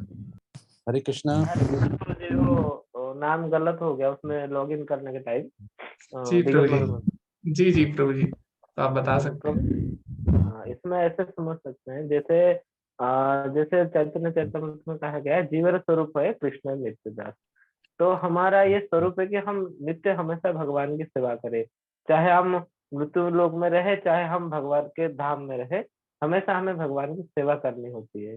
अगर हम भगवान के नित्य धाम में भी भगवान की सेवा नहीं करेंगे, जैसे भगवान बताते हैं 2 चीजों की सेवा कर सकते हो, या तो भगवान की या तो फिर माया की। फिर हम वहां जैसे भगवान की सेवा नहीं करते तो फिर भगवान हमें वापस मृत्यु लोक भेज देते हैं, आप जाकर माया की सेवा करो। इसीलिए अगर हम कहीं पे भी रहे, जहाँ पे भी रहे, चाहे भगवत धाम में रहे, हमें हमेशा भगवान की सेवा करनी होगी। अगर भगवान की सेवा वहां पे भी नहीं करेंगे तो फिर हमें वहां से भी क्या बोलते हैं, भगवत धाम से भी वापस आना पड़ेगा। लेकिन यहाँ पे भगवान तो बोल रहे हैं कि हम एक बार भगवत धाम चले जाए तो वापस नहीं आते प्रभु जी। तो भगवत धाम में भी तो हमें भगवान की सेवा करनी पड़ेगी। वहां भी जाके अगर हमारे मन में कुछ दूसरा आ गया तो तो प्रश्न मेरा वही है ना प्रभु जी, कि क्यों भगवान अलग अलग बोल रहे हैं दोनों जगह। एक जगह हमारा पतन होता है, लेकिन यहाँ पे भगवान बोल रहे हैं कि भौतिक आध्यात्मिक जगत से कभी पतन नहीं होगा। वो तो आपकी बात सही है प्रभु जी, आपने कारण बताया हमारा पतन क्यों होता है, लेकिन मेरा प्रश्न वो नहीं है कि कारण क्या है हमारे पतन का। मेरा प्रश्न ये है कि भगवान बोल रहे हैं भौतिक जगत से हमारा पतन नहीं होता ना, तो और लेकिन हम देखते हैं कि भौतिक जगत से भी पतन हो रहा है। तो इसको हम कैसे समझ सकते हैं, दोनों सेंटेंस को एक साथ हम कैसे जोड़ सकते हैं? आपने कारण सही बताया पतन का, लेकिन यहाँ पे भगवान बोल रहे पतन होता ही नहीं है, तो इसको हम कैसे समझ सकते हैं? प्रभु जी हरे कृष्णा प्रभु जी। प्रभु जी, अपने इच्छा अनुसार और अपने कर्मों के प्रभाव द्वारा, जो अपने कर्म के द्वारा नियंत्रित कर लेता है वो आपके में, मतलब जो कर्म होते हैं उसके, और उसकी जो इच्छा होती है मन में, तो भगवान तो परमात्मा रूप में रहते ही हैं, वो समझ जाते हैं। इस वजह से प्रभु जी, जो मेरी समझ है। हरे कृष्णा प्रभु जी। ओके जी माता जी। अभी आपने कुछ कुछ आपने सही बोला माता जी। अभी हम और भी भक्तों से इसको और हरे क्लियर कृष्णा। करेंगे। जी पल्लवी माता जी, हरे कृष्णा। शायद हरे आपने कृष्ण प्रभु जी। जी जी दो हरे कृष्ण। अनम्यूट है, सुधाकर प्रभु जी, पल्लवी माता जी। जी पल्लवी माता जी, आप बोल सकते हैं पहले। जी प्रभु जी, जैसे आपने जय विजय के बारे में यहाँ पर उदाहरण दिया, तो भागवत में बहुत अच्छा वर्णन है कि जय विजय तो भगवान के भक्त थे, फिर भी उनसे गलती हो गई। और जब भगवान, जब उनके बारे में जो उनको श्राप मिला और बात भी कर रहे हैं, तो चतुष कुमार को लग रहा है कि भगवान उनकी स्तुति कर रहे हैं, लेकिन जबकि भगवान, जय विजय का पतन भी हो रहा है तो भी भगवान उनकी तरफ से है, क्योंकि जय विजय भी है वो आगे जाकर हिरण्याक्ष, हिरण्यकशिपु जैसे उन्होंने 3 अवतार लिए, तो वो भगवान की लीला में उनकी सहायता कर रहे हैं। तो जब भी कोई भगवत धाम से भी अगर नीचे भौतिक जगत में आ रहा है, तो एक तो उसके पीछे भगवान का ही मतलब हाथ रहता है कि एक तो वो उनके लीला में शामिल रहते हैं, मतलब विरोधी दल में भी अगर है, लेकिन फिर भी वो भगवान की जय विजय तो पार्षद ही है, नित्य पार्षद है भगवान के, तो वो लीला में ही भगवान की सहायता कर जी रहे जी हैं। और जैसे अगर शुद्ध आत्माएं हैं, तो वो भगवान नाम प्रचार के लिए भौतिक जगत में भगवान उनको भेज देते हैं कि बाकी लोगों को भी उद्धार वो कर सके। जी प्रभु।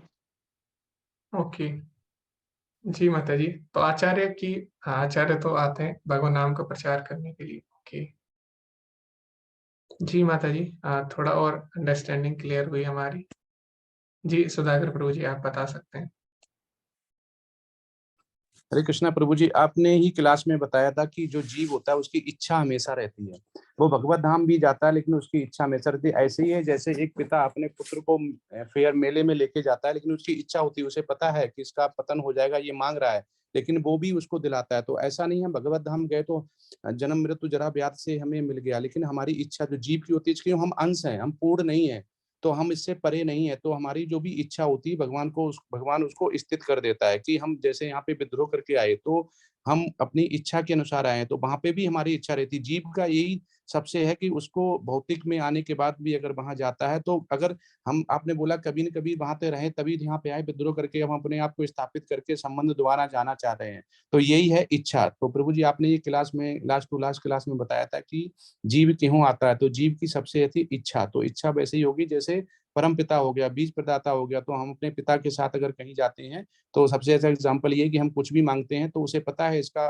पतन होगा, इसके दांत खराब हो जाएंगे, आइसक्रीम खाने थे, चॉकलेट खाने, तब भी हम दिलाते हैं। तो वैसे ही भगवान हमारी इच्छा को वैसे ही स्थित कर देता है जो हमारी इच्छा होता है, इसीलिए हम यहाँ पे जन्म लेते हैं, दोबारा आ सकते हैं। हरे कृष्णा। जी जी जी। ओके, तो थोड़ी बहुत और अंडरस्टैंडिंग क्लियर हुई। अभी गौरव प्रभु जी ने हैंड रेज किया है, तो उनसे हम पूछते हैं। जी हरे कृष्ण गौरव हरे प्रभु जी। कृष्ण। हरे कृष्ण प्रभु जी, ये प्रश्न पूछा था मैंने आपसे और आपने इसका एकदम सही से मतलब बता दिया था, जिससे हम कन्विंस हो गए कि भगवान हमें नहीं निकालते हैं।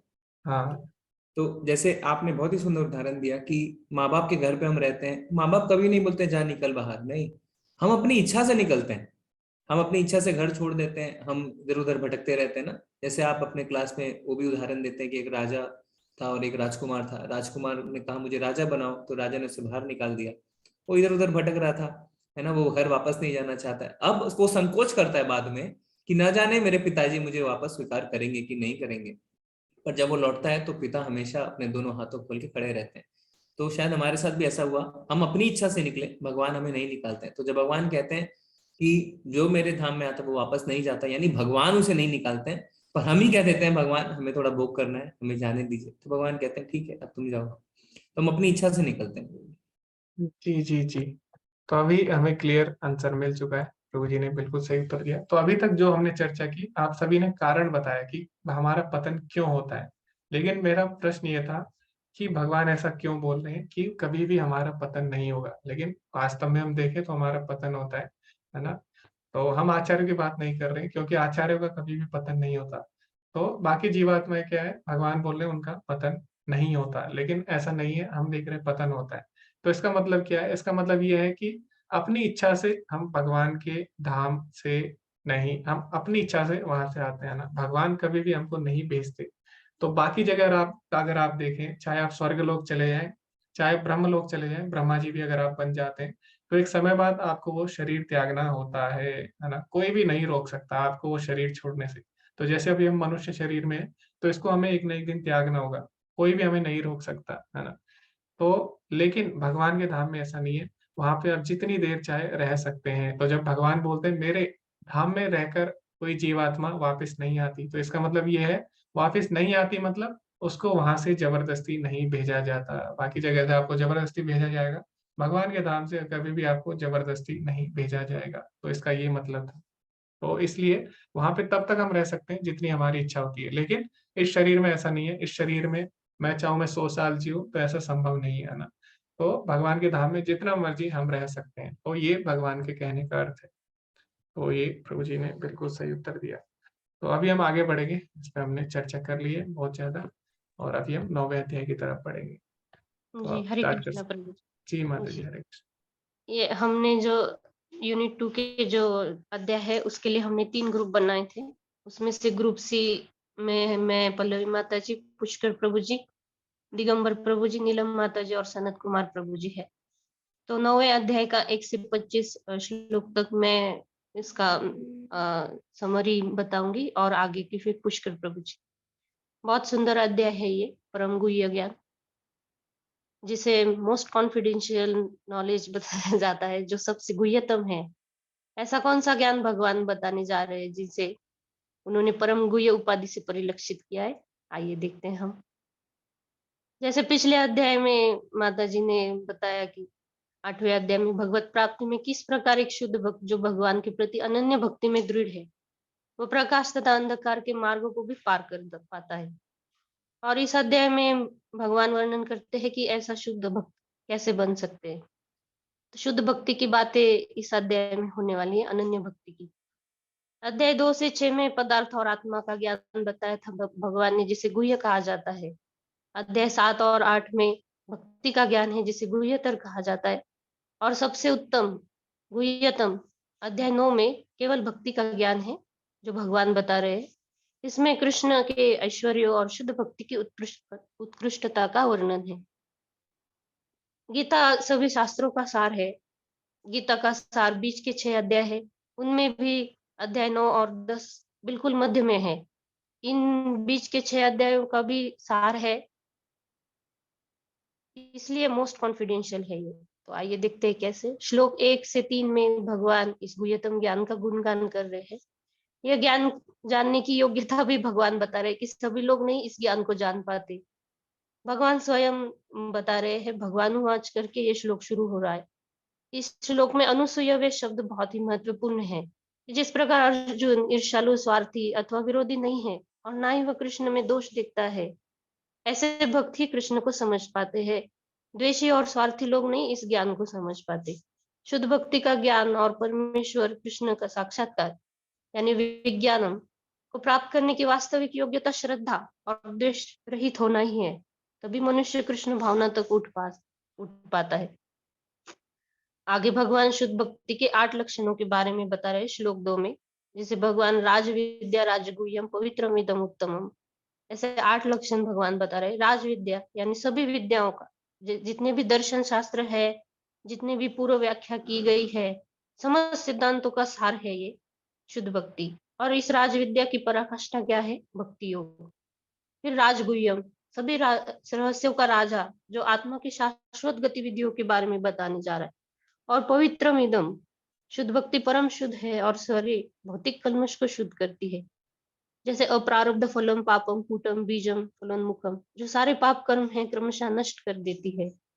उत्तमम, तमस यानी भौतिक जगत या अंधकार, अज्ञान, और इनसे भी ऊपर उठाने वाली है। उत्तमम, ऐसी है शुद्ध भक्ति, प्रत्यक्ष अनुभूति कराने वाली है, जैसा कि हम भी अनुभव करते हैं।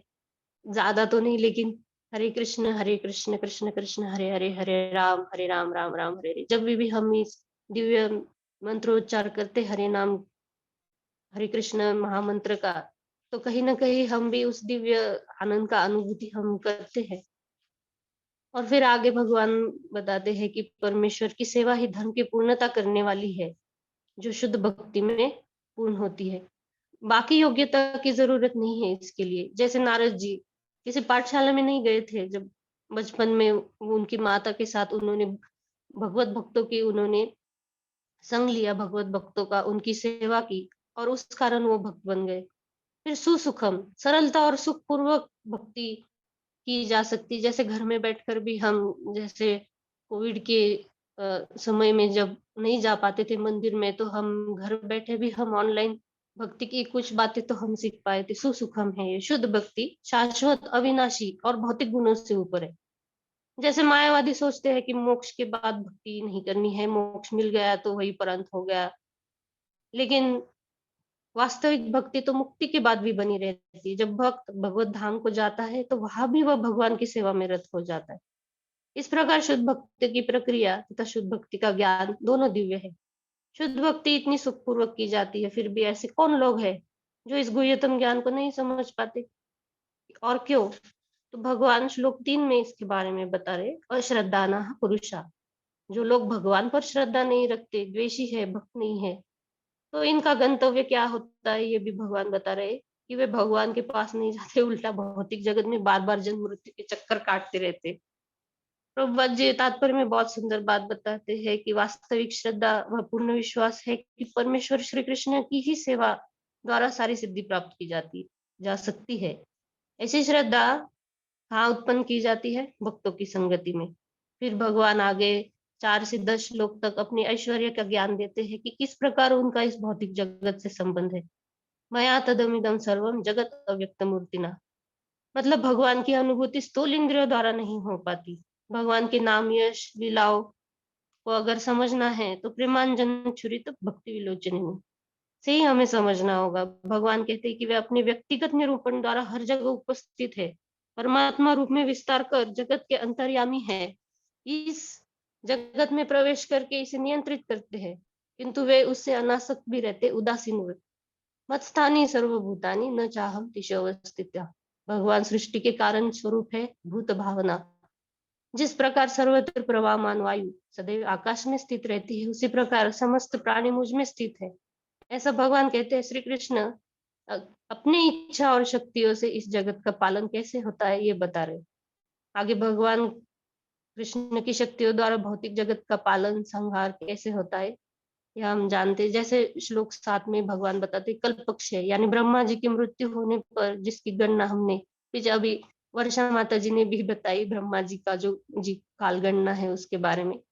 तो जब ब्रह्मा जी का भी काल समाप्त हो जाता है तो प्रलय होता है और भगवान द्वारा प्रकट शक्ति पुनः उनमें सिमट कर उन्हीं में चली जाती है और फिर से इस विराट जगत को प्रकट करने की आवश्यकता होती है। तो भगवान की इच्छा से भगवान एको हम बहुश्याम, जैसे छांदोग्य उपनिषद में आया है कि मैं एक हूँ लेकिन मैं अनेक में विस्तार हो जाऊंगा, इस प्रकार सृष्टि फिर से होती है।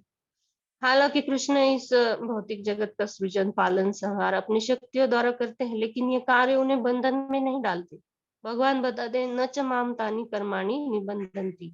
रूपा तात्पर्य में 9.9 में न्यायाधीश का उदाहरण देते हैं, उच्च न्यायालय के न्यायाधीश। जिस प्रकार न्यायाधीश दंड देता है, फिर न्यायाधीश के न्याय के कारण किसी को बहुत सारी धनराशि भी मिलती है, लेकिन उससे न्यायाधीश का कुछ लेना देना नहीं रहता। उसी प्रकार क्योंकि ये पूर्व प्रकृति ये परम अध्यक्ष कृष्ण है। भगवान बताते हैं कि मय्याध्यक्ष प्रकृति ही सूयते सचराचरम। 10वें श्लोक में भगवान सृजन, पालन, संहार अपने अवतारों द्वारा करते हैं।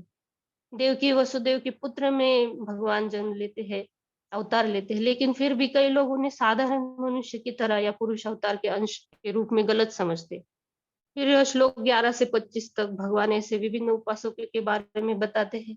श्लोक 11 में भगवान बताते कि अवजानंती माम मूढ़ा, ऐसे भगवान को न जानने वालों लोगों को भगवान मूढ़ कह रहे। भले ही वे, प्रभुपाद जी बताते हैं तात्पर्य में कि भले वे अपने पूर्व पुण्यों के कारण विद्वान असाधारण व्यक्ति के रूप में क्यों न पैदा हुए, लेकिन श्री कृष्ण के बारे में गलत धारणा बनाते हैं कि साधारण पुरुष है, लेकिन ये सिर्फ उनकी अल्पज्ञता के कारण है। ऐसे मूर्ख की गति क्या होती है ये भी भगवान आगे श्लोक 12 में बताते हैं कि मोगाशा मोग कर्माणो, मतलब उनकी सारी जो सकाम कर्म है, उनकी सारी जो ज्ञान है, वो सब असफल हो जाते हैं। और फिर आगे भगवान 13 से 14 श्लोक तक ऐसे महात्माओं के बारे में बताते हैं कि जो भगवान कृष्ण की उपासना निरंतर भक्ति भाव से करते हैं। ऐसे लोगों को भगवान महात्मा कहते हैं, जो देवी प्रकृति में आश्रित रहते हैं, अनन्य भाव से भगवान की सेवा करते हैं, भक्ति करते हैं, और भगवान का सततम कीर्तयन्तु, नित्य कीर्तन करते हुए दृढ़ संकल्प के साथ भक्ति भाव से भगवान की सेवा करते हैं। और फिर आगे भगवान जो 3 प्रकार की उपासना ज्ञानी लोग करते हैं, उसके बारे में बताते हैं कि एकत्वेन पृथक्त्वेन विश्वतो मुखतो, मतलब एकत्व भाव से भगवान की उपासना करते, स्वयं को भगवान मानने लगते। पृथक्त्वेन मतलब जैसे अन्य देवी देवताओं की शरण लेते हैं, लेकिन फिर भी भगवान कहते कि वो अप्रत्यक्ष रूप से मेरी उपासना कर रहे हैं। इसका भगवान आगे 20 से 25 श्लोक में भगवान और विस्तार से बताएंगे कि देवी देवता का जो पूजा करते हैं उनका गंतव्य क्या रहता है। और आगे फिर विश्वतोमुखम, यानी जो विश्व रूप में उपासना करते हैं, लेकिन वो भी अप्रत्यक्ष रूप में भगवान की उपासना करते हैं। कृष्ण के विश्व रूप में उपासना करते हैं। फिर भगवान कहते हैं कि जो वेदों में दिए गए यज्ञ करते हैं, तो इस यज्ञों की जो विविध अवयव है वो भी मैं ही हूँ। और पितामह से जगतो माता धाता पिता, मतलब मैं ही इस ब्रह्मांड का पिता हूँ, माता हूँ, आश्रय हूँ, ज्ञेय मैं हूँ, ऋग्वेद सामवेद यजुर्वेद में हूँ। इस प्रकार भगवान विश्व रूप में किस प्रकार व्याप्त है, ये भगवान बोल रहे हैं। फिर भगवान देवताओं की पूजा जो प्रतीकोपासना करते हैं, तो उनके बारे में बोलते हैं कि क्षीणे पुण्य मर्तलोक विशन्ति, मतलब उनके पुण्य जब क्षीण हो जाते हैं, मृत्यु के पश्चात वो स्वर्ग तो जाते हैं, स्वर्ग की गवेषणा करते हैं, स्वर्ग तो जाते हैं, वेदों को नहीं ठीक से समझ पाते तो यज्ञ विधि करके पुण्य कमा लेते हैं, स्वर्ग जाते, देवी देवताओं के पास जाते, लेकिन फिर उनके पुण्य क्षीण हो जाते हैं, तो फिर से उनको इस भौतिक जगत में फिर से लौटना पड़ता है। और फिर आगे भगवान देवताओं के उपासकों की अपेक्षा कृष्ण के अनन्य भक्त कृष्ण का अमुक संरक्षण किस प्रकार प्रत्यक्ष रूप में उनसे प्राप्त करते हैं, जो पुण्य करके भी प्राप्त नहीं किया जाता, इसके बारे में बताते हैं। योगक्षेम वाम्यम, जैसे हमने पढ़ा है कि अनन्य चिंतयन्त माम ये जना पर्युपासते तेषां नित्य युक्तानाम योगक्षेमम वाम्यम। योगक्षेमम मतलब भगवान का भक्त, भगवान के प्रति दृष्टिकोण जो है भक्त का, उसे योग हम कह सकते हैं। क्षेम का अर्थ है कि कृष्ण द्वारा जो कृपामय संरक्षण मिल रहा है। भगवान योग द्वारा कृष्ण भावना भावित होने में भक्त की सहायता करते हैं, और जब वो पूर्ण कृष्ण भावना भावित हो जाता है तो वे दुखमय इस बद्ध जीवन में गिरने से उसकी रक्षा करते हैं। फिर आगे भगवान ये भी बताते हैं कि जो अलग अलग तरीके से उपासना करते हैं वो कहाँ पर मृत्यु के पश्चात हो जाते हैं। जैसे यान्ति देवव्रतान देवान पितृ यान्ति पितृव्रतान भूतानि यान्ति भूतेजा, कि जो देवताओं की उपासना करते हैं वो देवताओं के पास जाते हैं, जो पितरों की उपासना करते हैं वो पितरों को पूजते हैं, वो पितरों के पास जाते हैं, और जो भूत प्रेतों की उपासना करते हैं वे उन्हीं के बीच जन्म लेते हैं। और यान्ति मद्याजिनोपि माम, जो मेरी पूजा करते हैं वे मेरे पास आते हैं। हरे कृष्ण प्रभु।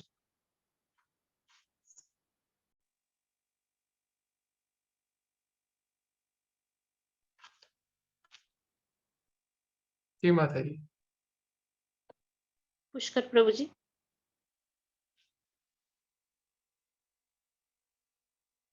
हरे कृष्ण पुष्कर प्रभु जी। हरे कृष्णा पुष्कर प्रभु जी, आप अनम्यूट करिए। अनम्यूट है प्रभु जी, आवाज नहीं आ रही है। आवाज नहीं आ रही। हाँ, अनम्यूट तो दिखा रहे हैं। अभी आई प्रभु जी? जी जी प्रभु जी जी। जी। 26 से 34वें श्लोक में कृष्ण भक्ति की महिमा का वर्णन है। तो अभी जैसे माता जी ने बताया, भगवान कृष्ण के विभिन्न उपासकों का वर्णन करने के बाद अब भक्ति की महिमा का वर्णन करते हैं और कहते हैं कि नित्य सुख के लिए और स्थायी आनंद में धाम को प्राप्त करने के लिए व्यक्ति को कृष्ण भावना भावित होकर भगवान की दिव्य प्रेमा भक्ति करनी चाहिए। और ये नित्य सुख और आनंदमय धाम की जो प्राप्ति है वो उसकी विधि इतनी सरल है कि निर्धन से निर्धन व्यक्ति को भी इसकी योग्यता का विचार करे बिना ही इसका प्रयास करना चाहिए। इसके लिए केवल जो एकमात्र योग्यता भगवान ने बताई है कि वो उनका शुद्ध भक्त हो। भगवान कहते हैं पत्रम पुष्पम फलम तोयम यो में भक्त्या प्रेक्षते तदहम भक्ति उपरतम अश्नामि प्रयता। भक्ति के साथ अर्पित किसी भी वस्तु को भगवान ग्रहण करते हैं। फिर कहते हैं भगवान कि सब कुछ मुझको अर्पित करते हुए करो, इस प्रकार से तुम बंधन से मुक्त हो जाओगे।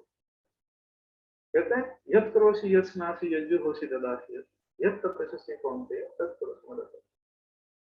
कृष्ण भगवान यहाँ पे आदेश कर रहे हैं कि हर व्यक्ति उनके लिए ही कर्म करे। प्रत्येक व्यक्ति को जीवित रहने के लिए कुछ ना कुछ तो खाना पड़ता है, तो भगवान कहते हैं कि कृष्ण को या उनको जो उनको अर्पित करते हुए उनका उच्छिष्ट ग्रहण कर ले। सबको कुछ ना कुछ धार्मिक अनुष्ठान करने का जैसे वेदों में आदेश है, तो भगवान भी कहते हैं कि ये मेरे हेतु करो, वही अर्चन है। वेदों के आदेश और हम जो कभी समझ है या दूसरों की देखा देखी हम दान भी देने की इच्छा रखते हैं, तो भगवान कहते हैं ये मेरे को दो। इसका ये अर्थ हुआ कि अधिक से अधिक हम धन का उपयोग कृष्ण भावनामृत आंदोलन की उन्नति के लिए कर सकते हैं, जैसा कि हमने यहाँ इस्कॉन में आके सीखा है। और कई लोग जो मेडिटेशन में आजकल ध्यान में रुचि दिखाते हैं, जो कि इस युग के लिए इतना व्यवहारिक नहीं है, फिर भी अगर कोई हर 24 घंटे हरे कृष्ण महामंत्र का जप करे तो उसको भी ध्यानी और योगी कहते हैं।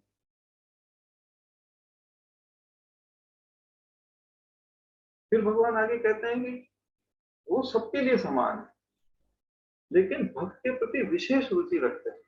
अब ये हमारे मन में प्रश्न आ सकता है, जब कृष्ण सबों के लिए संभाव है तो फिर भक्तों में विशेष रुचि कैसे लेंगे?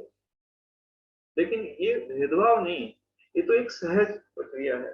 जैसे हम यूँ समझ सकते हैं भौतिक इसमें परिवेश में कोई जो नेता है वो बहुत ही उपकारी है, लेकिन वो भी स्वाभाविक रूप से अपने संतानों में विशेष रुचि लेता है।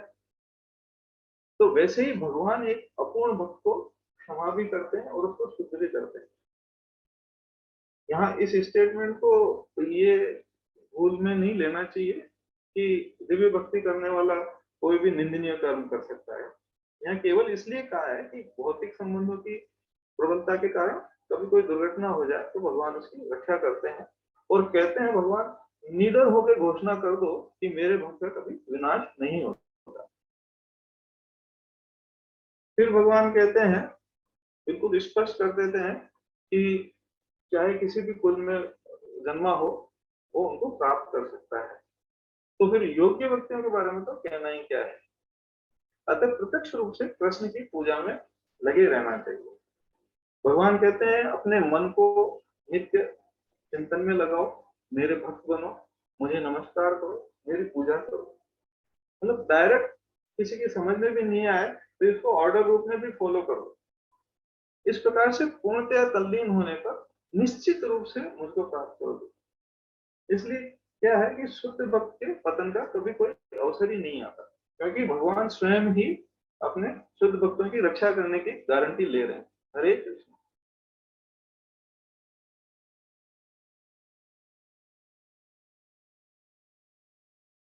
ओके, धन्यवाद प्रभु जी आपका। ओके, शायद सुधाकर प्रभु जी कुछ पूछना चाहते हैं। जी हरे कृष्णा, सुधाकर प्रभु जी आप पूछ सकते हैं। प्रभु जी पहले से ही हैंड रेज था, मैं इधर नहीं। ओके ओके, जी जी, तो किसी को कोई पूछना है कुछ तो आप पूछ सकते हैं।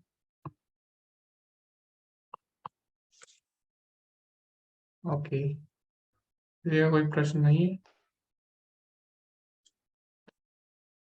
ओके, तो मेरे दो प्रश्न है प्रभु जी। पहला तो जैसे कि यहाँ पे भगवान बोलते हैं कि देवी देवताओं की शरण में हमें नहीं जाना चाहिए, क्योंकि वो इनडायरेक्ट पूजा है भगवान की, अविधि पूर्वक, हम जो कि सही विधि नहीं है, सही तरीका नहीं है। सही तरीका है कि हम डायरेक्ट भगवान की शरण में जाएं। लेकिन हम देखते हैं जो भगवान के भक्त हैं वो भी देवी देवताओं की पूजा करते हैं। जैसे कि हम देखते हैं जो गोपियां हैं वो भी कात्यायनी देवी की पूजा करती है ना, और इसी तरह जो अर्जुन है वो भी देवताओं की स्तुति करता है, देवताओं से अनेक वरदान प्राप्त करता है, और यहाँ तक कि वो शिव जी से पशुपात अस्त्र भी प्राप्त करता है। तो फिर यहाँ पे भगवान ने तो बोला है कि हमें देवताओं की पूजा नहीं करनी चाहिए, लेकिन वहीं हम देखते हैं कि भगवान के जो शुद्ध भक्त हुए हैं उन्होंने भी देवी देवताओं की पूजा की। तो फिर ऐसे हम कैसे समझ सकते हैं? तो आप इस पे बताना चाहेंगे? जो बताना चाहते हैं आप हैंड रेज करिए ताकि एक एक करके हम सभी के पास आ सके। ओके, शायद पल्लवी माता जी बोलना चाहते हैं। जी हरे कृष्णा, पल्लवी माता जी। हरे कृष्ण प्रभु जी। जैसे गोपियों ने भी कात्यायनी देवी की पूजा की, लेकिन उसके पीछे का उद्देश्य उनका था भगवान की प्राप्ति उनको करनी थी। अर्जुन ने भी पशुपत अस्त्र उन्होंने प्राप्त किया शिव जी की पूजा करके, लेकिन फिर भी जो भगवान का कार्य था, जो धर्म की स्थापना करनी थी, उसके लिए उन्होंने किया। जो शुद्ध भक्त होते हैं वो देवी देवता की पूजा करते हैं, लेकिन उसके पीछे का उद्देश्य उनका भगवत प्राप्ति ही होता है प्रभु जी। निजी स्वार्थ नहीं होता या भौतिक लाभ नहीं होता। ओके, तो गौरव प्रभु जी अगर इसमें कुछ ऐड करना चाहें। जी हरे नहीं कृष्ण। नहीं, माता जी ने पूरा सही ठीक जवाब दिया। जी और जी क्या? जी। ओके, तो बिल्कुल सही उत्तर माता जी ने दिया। ओके, तो भक्त कभी भी देवी देवता का अपमान नहीं करते, उनका निरादर नहीं करते, ठीक है। तो इसका मतलब भगवान जब कहते हैं देवी देवताओं की उपासना भौतिक लाभ के लिए हमें नहीं करनी चाहिए, तो जो देवी देवता है वो भी भगवान के शुद्ध भक्त है, और हम वैष्णवों को प्रणाम करते हैं ना, तो देवी देवता भी वैष्णव है, वो भी भगवान के भक्त हैं, भगवान की आज्ञा का पालन कर रहे हैं, तो उनको भी हम प्रणाम कर सकते हैं, उनकी भी हम उपासना कर सकते हैं, लेकिन वो किसी भी भौतिक लाभ के लिए नहीं होनी चाहिए। वो किसके लिए होनी चाहिए? कृष्ण प्राप्ति के लिए। तो देवी देवता हमें कृष्ण प्रेम दिला सकते हैं, उसमें हमारी सहायता कर सकते हैं, तो इसीलिए हम उनसे प्रार्थना कर सकते हैं कृष्ण प्रेम दिलाने के लिए। तो कात्यायनी देवी और अर्जुन ने यही किया। ओके, आगे हम बढ़ सकते हैं 10वें चैप्टर में, क्योंकि समय अभी काफी हो चुका है। हरे तो कृष्ण शायद जी जी जी जी प्रभु। प्रभु जी, एक प्रश्न है, और ये जी खाली क्योंकि कभी कभी ऐसे प्रश्न आ जाते हैं, इसीलिए ऐसा नहीं है कि मतलब मैं कन्विंस्ड नहीं हूँ। जैसे कहते हैं कि देवी देवता को भी वो भगवान के भक्त हैं, तो साथ में हमारी फिलॉसफी ये भी है, दास अनुदास अनुदास। तो अगर देवी देवता भी भगवान के दास हैं, तो हम ये भी कहते हैं कि हमें तो दास का दास बनना है। तो हाँ इस चीज को कैसे समझे प्रभु जी? जी प्रभु जी, तो हमें दास का दास बनना है, मतलब ये नहीं है कि हमें दास को अपना लक्ष्य बनाना है। दास का दास बनना मतलब है हमें उनकी सेवा के द्वारा उनका आशीर्वाद प्राप्त करके हमें भगवान को अपना लक्ष्य बनाना है। तो दास का दास मतलब ये नहीं है कि हमको वही हमारा परम लक्ष्य होना चाहिए ना। तो दास का दास मतलब उनकी हमें सहायता से आगे बढ़ना है, ठीक है। तो ये इसमें अंतर है प्रभु जी। तो हम देवी देवताओं से प्रार्थना करके उनका आशीर्वाद लेके हम भगवत प्राप्ति कर सकते हैं। तो उनको प्रसन्न करना बहुत ही आसान होता है देवी देवताओं, ठीक है। तो हम डायरेक्ट भगवान को प्रसन्न करना कठिन हो सकता है, लेकिन उनको अगर हम प्रसन्न कर ले तो बहुत ही आसान हो जाता है। जैसे गुरु क्या है? गुरु कृष्ण के सेवक है ना, तो उनको प्रसन्न करके हम भगवत कृपा प्राप्त कर सकते हैं। इसी तरह देवी देवताओं को भी हम अगर प्रसन्न करें तो उनसे भी हम भगवत प्राप्ति कर सकते हैं। तो जैसे हम देखते हैं नरसिंह मेहता ने क्या किया, शिव जी को प्रसन्न किया, और उन्होंने शिव जी से क्या मांगा? उन्होंने शिव जी से भगवान की नित्य लीला में प्रविष्ट होने के लिए आज्ञा मांगी। तो जो कि किसी को भी आज्ञा नहीं मिलती है ना, कोई भी भगवान की लीला में नहीं आ सकता। स्वयं शिव जी भी जब गए थे वेश बदल के, है ना, तो वो भी वेश बदल के गए थे शिव जी भी, और वो भी पकड़ में आ गए, ठीक है। इसी तरह लक्ष्मी देवी स्वयं भगवान की लीला में जाना चाहती है, लेकिन भगवान उनको नहीं आने देते। तो भगवान की लीला में प्रवेश करना बहुत ही कठिन है, लेकिन भगवान क्या करते हैं? भगवान अपने भक्तों की भी लाज रखते हैं ना। शिव जी ने क्या किया कि नरसिंह मेहता से वरदान मांगने को बोला, तो उन्होंने वरदान मांगा कि आप हमें भगवान आपको जो सबसे प्रिय लगता है उस वो आप मुझे दीजिए। तो शिव जी ने बोला मुझे कृष्ण लीला सबसे प्रिय है, तो मैं तुम्हें वो दिला सकता हूँ। तो इस तरह क्या किया भगवान ने? उनकी बात का भी लाज रखी है ना, उनकी बात को भगवान नहीं टाल सकते। तो इस तरह हम उसका लाभ उठा सकते हैं उनको प्रसन्न करके। इसी तरह जब हम आप भोग लगाते हैं भगवान को, तो हम क्या करते हैं? शुरू में आचार्यों को प्रणाम करते हैं ना। क्यों? क्योंकि हमें पता है भगवान हमारे हाथ से भोग कभी भी स्वीकार नहीं करेंगे, लेकिन आचार्यों की कृपा से वो स्वीकार कर सकते हैं, क्योंकि भगवान के भक्त हैं, इसलिए भगवान उनकी बात कभी भी नहीं टालेंगे। तो दास अनुदास मतलब ये है प्रभु जी कि हम उनके द्वारा भगवत प्राप्ति कर सकते हैं, ना कि उनको हम अपना लक्ष्य बनाए चरम ना। उनके द्वारा भगवान को अपना लक्ष्य बनाना है। जी प्रभु जी। जी प्रभु जी, हरे कृष्ण। ओके जी माता जी, आप स्टार्ट कर सकते हैं। हरे कृष्ण प्रभु जी, दंडवत प्रणाम। जी दंडवत प्रणाम माता।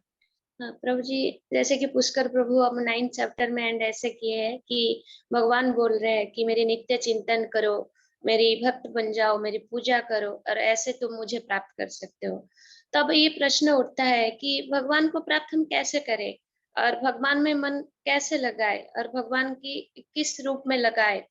तो इसीलिए 10वें अध्याय में भगवान अपने ऐश्वर्य के बारे में वर्णन कर रहे हैं। जो ये जो 10वां अध्याय है, इसका नाम है विभूति योग, या फिर भगवान का ऐश्वर्य का योग है। तो हम भगवान के ऐश्वर्य के बारे में जानने से पहले हम पहले जानते हैं कि कृष्ण को क्यों भगवान कहा जाता है। तो पराशर मुनि ने ऐसे भगवान शब्द की व्याख्या की है कि जो षड ऐश्वर्य से पूर्ण है, जो समस्त शक्ति, संपूर्ण यश, संपूर्ण धन, संपूर्ण ज्ञान और संपूर्ण सौंदर्य, ये सारे में पूर्ण होने के उपरक्त भी भगवान संपूर्ण त्यागी है। इसीलिए भगवान को षड ऐश्वर्य से पूर्ण कहा जाता है, इसीलिए कृष्ण को भगवान कहा जाता है।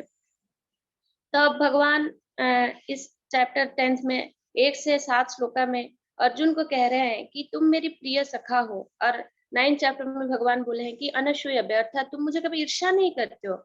इसलिए भगवान बोल रहे हैं कि मैं ये परम ज्ञान तुम्हें प्रदान कर रहा हूँ, जिससे तुम्हारा परम कल्याण हो सके।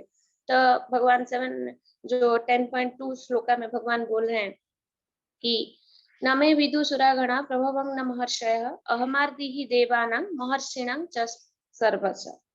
तो ना कोई देवता ना महर्षिगण मेरी उत्पत्ति या ऐश्वर्य को जानते हैं। क्यों नहीं जान पाते हैं? क्योंकि भगवान सभी का कारण स्वरूप होता है। फिर कृष्ण अजन्मा है, अनादि है, और समस्त लोगों का स्वामी है। तो इस तत्व ज्ञान से, इस कृष्ण तत्व ज्ञान से जो जानते हैं कृष्ण को, वही सारे पापों से मुक्त हो सकते हैं। फिर 10th चैप्टर का 8 to 11 जो श्लोका है बहुत महत्वपूर्ण है। इसे चतुश्लोकी गीता कहा जाता है, जो भगवत गीता की सारांश हम बोल सकते हैं। तो उसमें फर्स्ट श्लोक 10.8 में भगवान हमें संबंध ज्ञान के बारे में बताते हैं कि अहं सर्वस्य प्रभवो मत्तः सर्वं प्रवर्तते इति मत्वा भजन्ते मां बुधा भाव समन्वितः।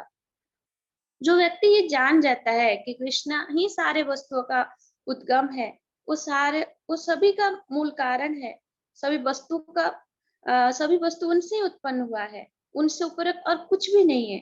तो वो व्यक्ति अपना संबंध भगवान के साथ जोड़ पाता है और दृढ़ता पूर्वक भगवान के साथ भक्ति में लगता है। तो यही संबंध ज्ञान भगवान पहला 10.8 में हमें देते हैं। फिर जो 10.9 श्लोक है, उसमें भगवान हमें बताते हैं कि शुद्ध भक्त भगवान की कैसे उपासना करते हैं। जो अभिधेय कार्यकलाप के बारे में भगवान बताते हैं कि मच्चित्त मद्गत प्राण बोधयन्त परस्परम। अर्थात भक्त क्या करते हैं? भक्त अपना चित्त और प्राण भगवान पे समर्पण करके और भगवान के बारे में बातें करके कथयन्तश्च माम नित्यम, अर्थात वो लोग भौतिक बातें ज्यादा करते नहीं है, वो लोग भगवान के बारे में बातें करते हैं और इसमें परम संतोष या आनंद अनुभव करते हैं। हरे कृष्ण प्रभु, स्लाइड चेंज कीजिए। और फिर भगवान 10 to 11 श्लोकों में जो बताते हैं कि प्रयोजन ज्ञान देते हैं कि भगवान बताते हैं कि वो अपने भक्तों के साथ भगवान कैसे आदान प्रदान करते हैं। तो भगवान बोल रहे हैं कि ददामि बुद्धि योगम तम, अर्थात मैं बुद्धि योग, मैं अपना बुद्धि देती हूँ कि जो बुद्धि योग भगवान देते हैं उसी के द्वारा हम भगवान को समझ सकते हैं, उस दिव्य ज्ञान को समझ सकते हैं। और भगवान अंतिम में बोल रहे हैं कि नाशयामि आत्मभावस्तु ज्ञानदीपेन भास्वता, अर्थात भगवान अंधकार रूपक, जो अज्ञान रूपी अंधकार है उसको दूर करते हैं और ज्ञान रूपक आलोक को प्रदान करते हैं। तो अर्जुन जब चतुश्लोकी गीता को श्रवण करते हैं, वो अत्यंत भावविभोर हो जाते हैं और भगवान की परम स्थिति को स्वीकार करते हैं। और 12 to 18 श्लोका में अर्जुन भगवान की गुणगान कर रहे हैं, क्योंकि वो भी अनन्य भक्त थे और परम ज्ञानी थे। तो वो बोल रहे हैं कि परं ब्रह्म परं धाम पवित्रम परमं भवान पुरुषम शाश्वतम दिव्यम आदि देवम अजं विभु, कि आप परम भगवान हो, परम धाम हो, परम पवित्र हो, नित्य हो, दिव्य हो, आदि देव हो, अजन्मा तथा महान हो। और अर्जुन ये भी बोल रहे हैं कि ये नारद, असिल, देवेल, व्यास आदि महान ऋषियों ने इसको पुष्टि किए हैं और आज भगवान स्वयं ही उसे प्रकट कर रहे हैं। फिर जो 19 to 42 श्लोकास है, तो वहां पर अर्जुन कह रहे हैं कि हे जनार्दन, मैं आप पे परम विभूति के बारे में और श्रवण करना चाहती हूँ, क्योंकि भक्त भगवान की जब बातें श्रवण करते हैं वो कभी उससे विमोहित नहीं हो जाते हैं, वो हमेशा हर्षित होते हैं भगवान की बातें सुनने के लिए। तो जैसे कि अर्जुन अब कृपाभिक्षा कर रहे हैं कि आपने विभूति परम विभूति के बारे में वर्णन कीजिए, तो भगवान कह रहे हैं कि अर्जुन, मेरा जो ऐश्वर्य है वो असीम है, लेकिन मैं तुम्हें मेरी जो प्रमुख कितने वैभव है वही मैं आपके आगे वर्णन करने जा रही हूँ। तो भगवान वर्णन कर रहे हैं कि वो आदित्य में विष्णु है, ज्योति पुंज है उसमें भगवान सूर्य है, जो नक्षत्र है उसमें चंद्रमा, वेदों में सामवेद है, और पक्षियों में गरुड़ है, रुद्र में शिव है, मनुष्य में राजा है, गायों में कामधेनु है, और जो दैत्य है उनमें प्रहलाद है, और बलवान की बल होते हैं पांडव में अर्जुन है। इस तरह भगवान कुल मिला के 82 ऐश्वर्य के बारे में वर्णन किए हैं।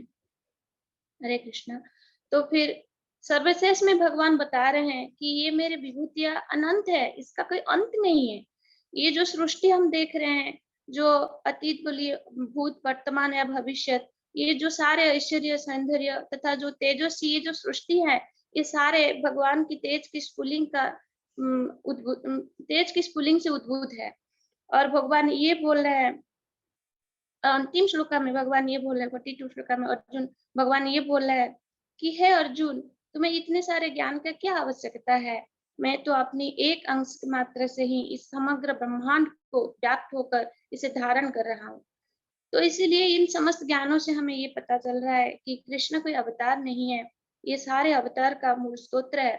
कृष्ण ही आदि कारण है, वो सर्व कारण का कारण है। यही बुद्धि योग से हमें कृष्ण को समझना चाहिए और भक्ति योग द्वारा इसे साक्षात्कार करना चाहिए, और दृढ़ भक्ति से हमें भगवान के साथ लगे रहना है, और इसके द्वारा ही हम भगवान की जो मधुरिमा है उसे आस्वादन कर सकते हैं। हरे कृष्ण प्रभु। जी धन्यवाद। ओके, तो किसी को कुछ पूछना है माता जी से या इनके ग्रुप से, आप पूछ सकते हैं एड्रेस करके, या आप डायरेक्टली भी पूछ सकते हैं। इस चैप्टर में किसी को कुछ पूछना है, कुछ चर्चा करनी है, आप कर सकते हैं। ओके, तो मेरा एक क्वेश्चन है माता जी आपके ग्रुप से, कि इसमें भगवान बोलते हैं कि सूर्य में हूँ, चंद्र में हूँ, पशु में भी भगवान बताते हैं अपने आप को, पक्षी में भी, देवता में भी, दैत्य में भी, है ना। तो एक तरह से यहाँ पे कोई सोच सकता है कि सब चीजें भगवान है। तो जैसे भगवान ने बोला जानवरों में मैं शेर हूँ, तो शेर भी भगवान है, मछलियों में मैं शार्क हूँ, तो शार्क भी भगवान है। तो ये एक तरह से, क्या आपको नहीं लगता कि ये एक तरह से मायावाद है? क्योंकि सब चीज भगवान है ना, सर्वम खलु इदम ब्रह्म, सब चीज भगवान है, जैसे मायावादी बोलते हैं। तो आप इसको कैसे समझा सकते हैं माता जी, या फिर आपके ग्रुप में से अगर कोई समझाना चाहे? हम बद्ध जीव है, तो हमारा जो चिंतन है, हम जिस तक पहुंच सकते हैं भगवान उसी का एग्जाम्पल दे रहे हैं कि तुम जितना दूर तक सोच सकते हो, भगवान उसी का उदाहरण दे रहे हैं कि वो भगवान की विभूति है, लेकिन भगवान वो नहीं है, क्योंकि भगवान कभी भौतिक चीजें हो ही नहीं सकते।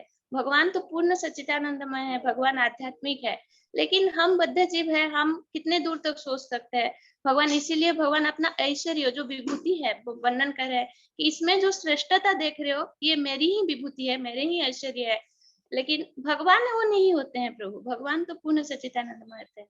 ओके, तो यानी शेर भगवान नहीं है ना माता जी?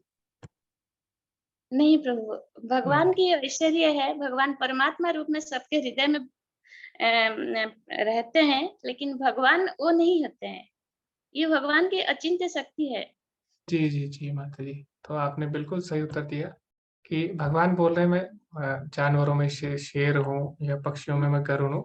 इसका मतलब ये नहीं है कि पक्षी भगवान है या शेर भगवान है, गरुड़ भगवान है। इसका मतलब ये है कि वो भगवान लास्ट में बताते हैं कि जो भी मैंने बोला वो मेरी एक विभूति है, यानी वो मैं नहीं हूँ, वो मेरी विभूति का, विभूति भी नहीं है, उसका भी एक अंश मात्र है। तो इसको हम गलत नहीं समझ सकते। या फिर इसमें हम मायावाद नहीं इसको बोल सकते। तो इसमें मायावाद नहीं है, तो ये हम समझ सकते हैं। जी माता जी धन्यवाद। पल्लवी माता जी शायद कुछ पूछना चाहते हैं आपसे। जी माता जी, हरे कृष्ण। जी माता जी से या फिर उनके ग्रुप में से कोई भी इसका उत्तर दे सकते हैं। मेरा प्रश्न था कि जब पता है हमें कि भगवत भक्ति करनी है, भगवान के नाम रूप लीला के ऊपर हमें सुनना है और हरे कृष्ण महामंत्र का जप करना है, तो इन बहुत विभूतियों के बारे में जानना क्यों हमें चाहिए, क्यों जरूरी है, भगवान क्यों विभूतियों के बारे में बता रहे? हाँ जी माता जी, माता। आप किसी के बारे में आप जानेंगे नहीं तो आप उस उनके भक्ति में दृढ़ कैसे हो सकते हैं माता जी? ये तो प्रॉब्लम ब्रह्मवादी जो निराकारवादी होते हैं या फिर ध्यान योग करते हैं उनके साथ ये प्रॉब्लम होता है, क्योंकि उनके उनका व्यक्तित्व के बारे में, उनके असीमता बारे में, उनका अचिंत्य शक्ति के बारे में नहीं पता है। वो बस अपना ध्यान करते रहते हैं, इसीलिए उन लोग का पतन होता है। इसीलिए हमें भगवान की विभूतियों के बारे में जानना है, तो ही हम भगवान के साथ दृढ़ प्रेमा भक्ति स्थापन कर सकते हैं, भक्ति में दृढ़ रह सकते हैं। बहुत सुंदर माता। हरि बोल। हरि बोल। जी माता जी धन्यवाद। तो जब तक आप किसी के बारे में नहीं जानेंगे आप उससे प्रेम कैसे करेंगे, है ना? तो जितना आप जानते हैं उतना हमारा प्रेम बढ़ता है, जितना हम भगवान के बारे में जानते हैं, सुनते हैं। तो इसीलिए हम भगवान के ऐश्वर्य और उनकी विभूतियों के बारे में जितना सुनेंगे उतना और प्रेम हमारा भगवान से बढ़ेगा। जैसे अपने जो मित्र होता है, हमें सब पता होता है उसके बारे में, उसका फेवरेट कलर कौन सा है ना? और उसका बर्थडे कब आता है ना? और उसके बारे में हमें बहुत चीजें पता होती है। क्यों? क्योंकि हम उससे प्रेम करते हैं। तो जितना हम उसके बारे में जानेंगे उतना प्रेम और बढ़ेगा। ओके, तो आगे हम बढ़ सकते हैं अगर किसी का कोई प्रश्न नहीं है। जी, जी अगले ग्रुप में स्टार्ट कर सकते हैं। हरे कृष्ण प्रभु जी। जी हरे कृष्ण। अध्याय 11 विराट रूप। तो हम अध्याय 10 में देखते हैं कि अर्जुन ने भगवान के ऐश्वर्य को सुनने के उपरांत तो उन्हें देखना चाहता है। तो अध्याय 11 में श्लोक 104 में अर्जुन भगवान के विराट रूप को देखने के लिए अनुरोध करता है। तो अर्जुन कहता है कि मेरा मोह दूर हो गया है, वह जीवों की उत्पत्ति और प्रलय के बारे में जान लिया है। तो भगवान को कहता है, हे कमल पत्रक, हे कमल नयन, आप ही परम नियंत्रक, सृष्टा और पालनकर्ता के रूप में मैं आपको समझ लिया हूँ। तो भविष्य में कलिकाल में कोई अगर स्वयं को भगवान कहे तो अपने विराट रूप दिखाए, जो कि एक प्रामाणिकता के रूप में स्थापित हो जाए। तो अगर भगवान ये सोचते हैं कि अर्जुन उन्हें देखने में समर्थ है, देख सकता है, तो भगवान उसे अपना विराट रूप दिखाए। हरे कृष्ण प्रभु जी, आगे का स्लाइड करें। फिर श्लोक संख्या 5 से 8 में भगवान अपने विश्व रूप का वर्णन करते हैं कि कैसे उनके अनेक रंग, आकार तथा अद्भुत दैवी रूप है जिसको अर्जुन देखे। उनमें ही आदित्य, वसु, रुद्र, अश्विनी कुमार व अन्य देवता तथा समस्त चराचर संपूर्ण ब्रह्मांड को एक ही स्थान में एक ही समय में देखे। पर इसके लिए अर्जुन अपने साधारण आंखों से नहीं देख सकता, देख पाना संभव नहीं है। तो भगवान अर्जुन को दिव्य चक्षु प्रदान करते हैं। फिर आगे श्लोक संख्या 9 से 14 में अर्जुन विश्वरूप को देखता है और संजय राजा धृतराष्ट्र को इसके बारे में वर्णन करते हैं कि भगवान का जो रूप है वो बहुत तेजवान है, जिसमें अनेक बाहु, अनेक मुख, अनेक नेत्र है, अनेक दिव्य अस्त्र है। भगवान दिव्य मालाएं धारण कर रखे हैं, दिव्य सुगंध आ रहे हैं। और ऐसे आश्चर्य और दिव्यता को देखकर अर्जुन भगवान के आगे नतमस्तक हो जाता है।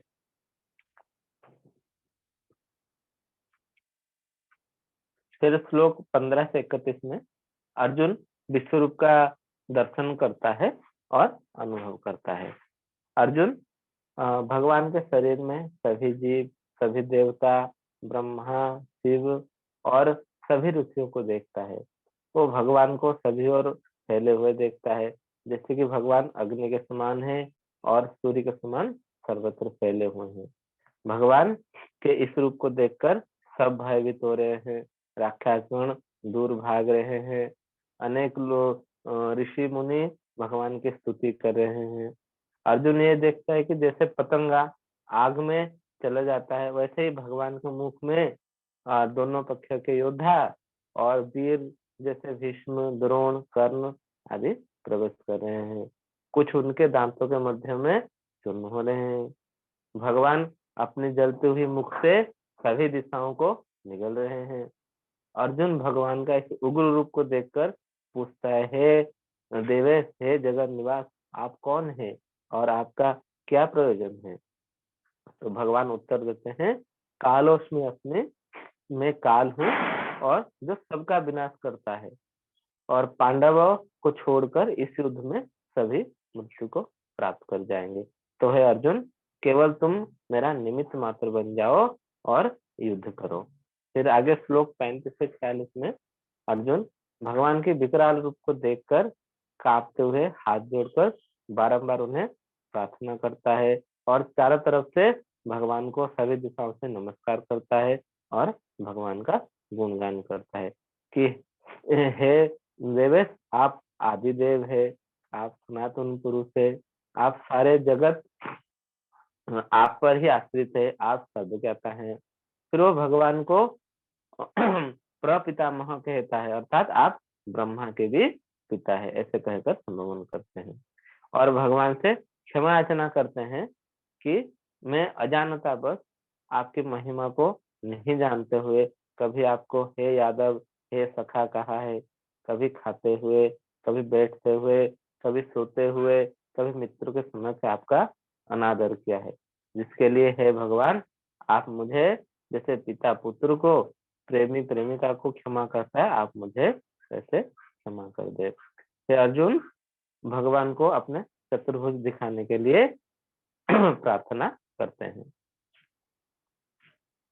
फिर आगे श्लोक संख्या 47 से 55 में भगवान को देखने के लिए भक्ति ही एकमात्र साधना है, ये बताया गया है। भगवान बताते हैं कि उनके इस विराट रूप को पहले किसी ने नहीं देखा, यह केवल अनन्य भक्ति के द्वारा ही अर्जुन देख पाया।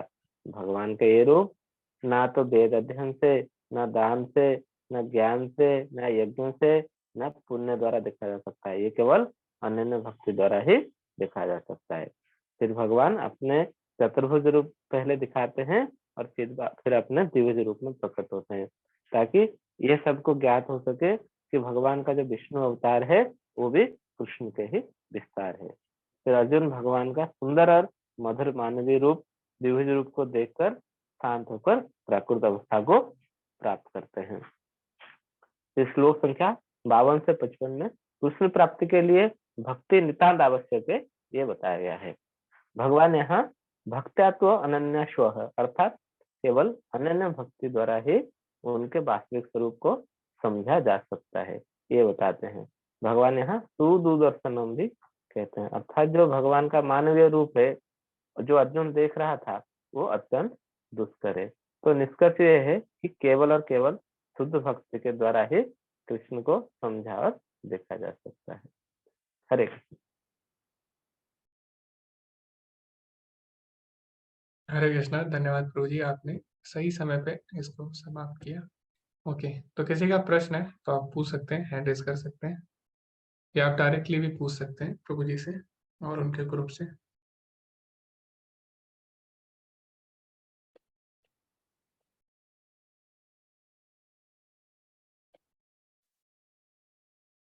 ओके, तो किसी का प्रश्न नहीं है तो मेरा एक प्रश्न है आपके ग्रुप से कि जैसे कि हमको पता है भगवान ने बोला कि भगवान का जो श्याम सुंदर रूप है, इस अध्याय का सार क्या है कि भगवान का जो श्याम सुंदर रूप है वो सबसे श्रेष्ठ है और वही सारे रूपों का उद्गम है ना, उसी से सारे रूप आते हैं। लेकिन भगवान ने बोला कि उनके इस रूप में कैसे देखा जा सकता है, तो भगवान बोलते हैं भक्त्या तो अनन्य शक्य अहम एवं विदो अर्जुना, कि केवल अनन्य भक्ति के द्वारा ही मुझे इस रूप में देखा जा सकता है, अन्य किसी विधि द्वारा नहीं। तो मेरा ये प्रश्न है प्रभु जी कि भगवान के श्याम सुंदर रूप को हम केवल शुद्ध भक्ति के द्वारा ही देख सकते हैं ना, लेकिन हम देखते हैं कि जो असुर है, दुर्योधन है या जो और भी कौरव हैं और बाकी के जो असुर हैं, वो भी तो भगवान के श्याम सुंदर रूप को देख रहे थे, लेकिन भगवान तो बोलते नहीं, केवल मेरे शुद्ध भक्ति मेरे श्याम सुंदर रूप को देख सकते हैं ना। लेकिन साथ ही साथ हम देख रहे हैं असुर लोग भी भगवान के श्याम सुंदर रूप को देख रहे हैं। तो फिर ये ऐसा कैसे हो गया? तो अगर आपके ग्रुप में से कोई बताना चाहे, आप हैंड रेज कर सकते हैं, या फिर अलका माता जी ने भी हैंड रेज किया है, नीलम माता जी ने भी। जी अलका माता जी, हरे कृष्ण, आप बता सकते हैं। हरे कृष्ण प्रभु जी, मैं ये सी ग्रुप से नहीं हूँ, लेकिन मेरे को जो समझ आता है मैं बता रही हूँ। भगवान ये लोग क्यों नहीं देख पाते? क्योंकि ये लोग भगवान को भगवान के रूप में नहीं देख रहे हैं, वो उनको मायावादी, मतलब मायावादी या जादूगर समझते हैं। वो उनके रूप को समझ ही नहीं पाते, तो वो उनको भगवान नहीं समझते हैं, एक मानव के रूप में ही समझ रहे हैं। तो इसीलिए भगवान ने बोला है कि वो लोग बहुत दुर्लभ है उन्हें समझना, क्योंकि वो माया से वो ढके रहते हैं। वो उनको एक जादूगर की तरह देखते हैं, कभी भी उनको वो नहीं समझते कि वो भगवान है, उसको वो स्वीकार ही नहीं करते हैं। वो इतनी चीजें भगवान ने उन्हें अर्ध विराट रूप भी दिखाया, तो भी वो कहते हैं कि ये तो अपनी माया दिखाते हैं। तो वो उस चीज को ज्ञान नहीं प्राप्त है ना उनको, तो वो ज्ञान उन्हें है ही नहीं, तो इसलिए वो भगवान के रूप में वो स्वीकार ही नहीं करते हैं। मेरा ये जी, आंसर है। ओके, जी माता जी, धन्यवाद। तो और हम इसको समझेंगे, अगर नीलम माता जी इसमें कुछ ऐड करना चाहते हैं। हरे कृष्णा प्रभु जी, जी दंडवत माता जी, प्रणाम। धन्यवाद। अम, ये जब भी भगवान आते हैं तो अपनी अंतरंगा शक्ति से वो प्रकट होते हैं। तो केवल भगवान अपने भक्तों को प्रकट होते हैं, भक्त ही उन्हें देख सकते हैं। जैसा कि प्रभुपाद जी भी अपनी गीता को कहते हैं, यथार्थ गीता को पढ़ने के लिए एक भक्त बनना बहुत जरूरी होता है। जबकि बहुत सी गीताएं आज हैं संसार में, लेकिन जो प्रभुपाद जी ने गीता, यथार्थ गीता का उल्लेख किया है, इसमें एक 10 अध्याय तक आते आते जो नहीं भी होता है वो भी भक्त बन जाता है। तो जो दुर्योधन है, जो जितने भी ये निगेटिव कैरेक्टर हैं, तो ये भगवान को ऐसे भगवान नहीं देखते। ये याद तो करते हैं, इनको दिखता है, लेकिन क्योंकि ये भक्त नहीं है, इनकी फीलिंग वो भगवान के प्रति अपनत्व की नहीं है, इसलिए ये भगवान को भगवान कर कर नहीं देखते। ये मात्र वहीं तक रहते हैं कि ये कोई जादूगर है। तभी जब भगवान जाते हैं उनकी सभा में और संधि करने के लिए जाते हैं, तो दुर्योधन उनको अरेस्ट करने की बात करते हैं।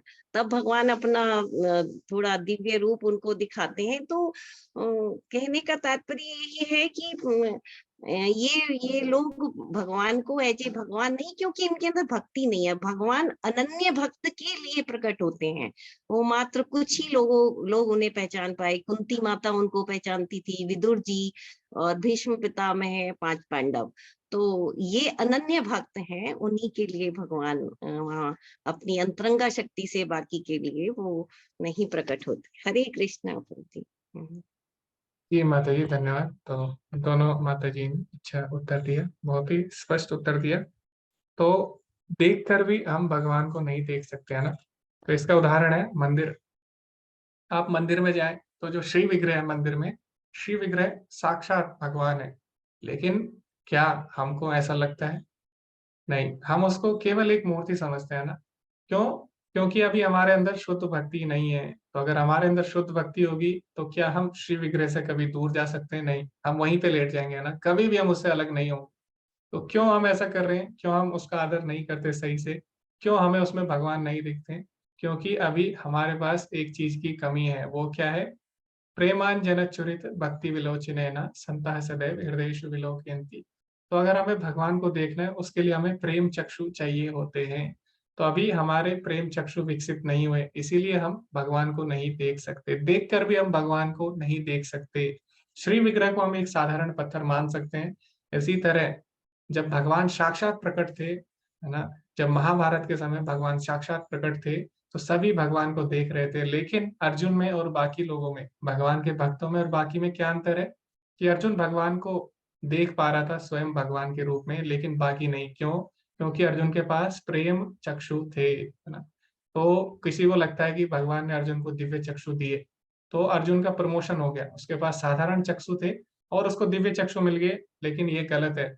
अर्जुन का प्रमोशन नहीं हुआ, उसका डिमोशन हुआ। क्यों? क्योंकि पहले उसके पास प्रेम चक्षु थे, वो श्याम सुंदर रूप के दर्शन कर पाता था, लेकिन अभी उसको दिव्य चक्षु मिले हैं जो कि प्रेम चक्षु से नीचे है। तो दिव्य चक्षु से हम भगवान के विराट रूप को देख सकते हैं, चरम चक्षु से हम सबको एक समान दृष्टि से, यानी समान दृष्टि से, सामान्य दृष्टि से देख सकते हैं भगवान को, लेकिन प्रेम चक्षु से हम उनके श्याम सुंदर रूप को देख सकते हैं। तो जब भगवान कंस के भगवान राजमहल में थे, तो जब कंस को भगवान मारने वाले थे, तो उस समय सभी ने भगवान को देखा। वहां पे जो गोपियां आई थी, वहां पे ग्वाल बाल आए थे, और वहां पे उनके माता पिता भी आए थे भगवान के। तो सभी भगवान को देख रहे थे, लेकिन भगवान एक है, लेकिन सभी उनको अलग अलग रूपों में देख रहे थे। तो जो गोपियां थी, उनको भगवान एक सुंदर युवक के रूप में दिखाई दिए। जो स्त्रियां थी, जो माधुर्य भाव में थी, जो भगवान के मित्र थे, उन्हें भगवान अपने मित्र के रूप में दिखाई दिए। जो माता थी, उनको भगवान एक शिशु के रूप में दिखाई दिए, और जो कंस था, उसको भगवान यमराज के रूप में दिखाई दिए, बहुत ही विकराल रूप में दिखाई दिए।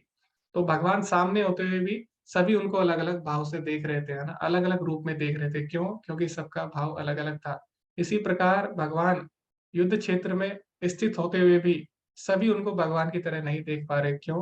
क्योंकि सबका भाव भगवान के प्रति अलग अलग है। जो असुर है, वो भगवान से द्वेष करते हैं, इसीलिए भगवान को साधारण मनुष्य के रूप में देख रहे हैं, और जो भगवान के भक्त हैं, उनसे प्रेम करते हैं, इसीलिए उनको श्याम सुंदर रूप में देख रहे हैं और उनकी स्तुति कर रहे हैं। तो ये अंतर है। ओके, अब हम आगे बढ़ेंगे अगले और अंतिम अध्याय में आज के। किसी को कुछ पूछना है, आप पूछ सकते हैं या डिस्कस करना है, वरना हम आगे बढ़ेंगे। जी, हम आगे बढ़ सकते हैं। प्रभु जी, हरे कृष्ण। हरे कृष्ण प्रभु जी। अध्याय 12 भक्ति योग। तो अध्याय 11.55 जो श्लोक में भगवान ने अपने साकार रूप के प्रति भक्ति योग की सर्वोच्चता स्थापित की, जो आध्यात्मिक साक्षात्कार की पराकाष्ठा है। तो श्लोक 1 में अध्याय 12 के अर्जुन ने प्रश्न करता है कि सगुणवादी और निर्विशेषवादी में कौन श्रेष्ठ है। योग वित्तमः, जो भक्त सदैव भगवान के साकार रूप का उपासना करता है वो, या जो निराकार ब्रह्म की उपासना करता है। तो श्लोक 2 से 7 में, हरे कृष्ण प्रभु जी आगे का स्लाइड। श्लोक 2 से 7 में सगुणवादी तथा निर्विशेषवादी की तुलना तथा कृष्ण भक्त की श्रेष्ठता बताई गई है। श्री भगवान कृष्ण भक्त को योग में श्रेष्ठतम बताते हैं। मय्यावेश्य मनो ये माम, जो मेरे साकार रूप में अपना मन एकाग्र करते हैं और नित्य युक्त्वा उपासते, यानी मेरा साथ पाने की इच्छा से जो सदैव मेरी उपासना करते हैं, ये श्रेष्ठ है। परंतु जो निराकारवादी है, उनकी उपासना का मार्ग बहुत कष्टप्रद है, क्योंकि ये अप्रत्यक्ष विधि से इंद्रिय अनुभूति के परे तथा अनिश्चितता से भरी होती है। भगवान कहते हैं ना, ये तो अक्षरम निर्देशम अव्यक्तम पर उपासते। आगे भगवान कहते हैं क्लेशो अधिकतर श्लेषम, अर्थात प्रगति कर पाना अत्यंत कष्टकारक है इन निर्विशेषवादियों के लिए। अव्यक्ता ही गति दुखा, तो अव्यक्त की तरफ प्रगति करना कठिन हो जाता है। फिर आगे भगवान कहते हैं, दोनों में जो तुलना करते हैं, जो ज्ञान योगी है वो परमेश्वर की निराकार स्वरूप की उपासना करता है, जबकि भक्ति योगी पूर्ण कृष्ण भावना में रहकर भगवान की साकार रूप की भक्ति करता है। ज्ञान योगी सत्व और चित्त की ही साक्षात कर सकता है, पर आनंद नहीं ले सकता, जबकि भक्ति योगी सत्व चित्त के साथ परम आनंद का भी अनुभव कर पाता है। अव्यक्त की उपासना करने हेतु निर्विशेषवादियों का प्रगति करना कठिन होता है, परंतु भक्ति योगी अर्थ विग्रह द्वारा साकार रूप में सेवा कर पाता है।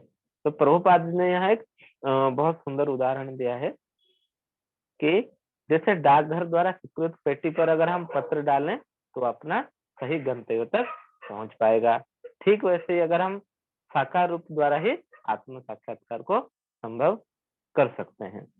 तो श्लोक 8 से 12 में भक्ति में प्रगति कैसे होगी ये बताया गया है। भगवान कहते हैं कि सदैव उनका स्मरण करते हुए उनका मन को एकमात्र भगवान पर स्थिर करो, जो कि स्मरणात्मिक भक्ति है। मयि एव मन आधत्स्व। फिर भगवान आगे कहते हैं कि श्री भगवान का मनन करते हुए अपनी बुद्धि को भगवान पर स्थिर करना है। ये मननात्मिक भक्ति है। मयर बुद्धिर निवेशय, अपने मन को कृष्ण पर स्थिर करना अविचलित भाव से, जिसके लिए विधि विधानों का पालन करने का प्रयास करना होता है, जो कि अभ्यास योग या साधना भक्ति है। अब हम देखेंगे अगर कोई ये तीनों नहीं कर पाया, ये नहीं कर पाने की अवस्था में क्या होता है ना, भगवान उनके लिए दूसरा ऑप्शन भी देते हैं। भगवान कहते हैं अगर ये नहीं कर पाए तो उनके लिए कर्म करो, मत कर्मो परमो भगो। कैसे ना, जैसे मंदिर के निर्माण में या ग्रंथ छपवाने में आर्थिक सहायता कर सकते हैं, मंदिरों में सेवा कर सकते हैं।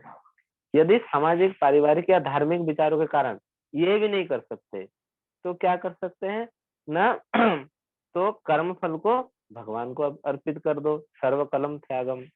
अगर सभी कर्म फल को भगवान को अर्पित नहीं कर सकते तो उन्हें त्याग दो, जिससे आत्मस्थिति हो पाएगा या मन को शांति मिलेगी। तो सबसे अच्छा है भक्ति का अभ्यास करना। जो यही नहीं कर सकता तो ज्ञान का अनुसरण करना चाहिए। ज्ञान से ध्यान श्रेष्ठ है, जिससे ध्यान में विकासशील हो पाएगा।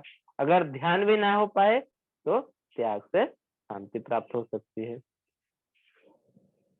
आगे 13 से 20 में भगवान ने उन दिव्य गुणों का, 13 से 20 श्लोक में उन दिव्य गुणों का वर्णन हुआ है जिससे एक भक्ति योगी कृष्ण के प्रिय बन जाता है। जैसे कि भगवान आगे बताते हैं कि वह किसी से द्वेष नहीं करता है,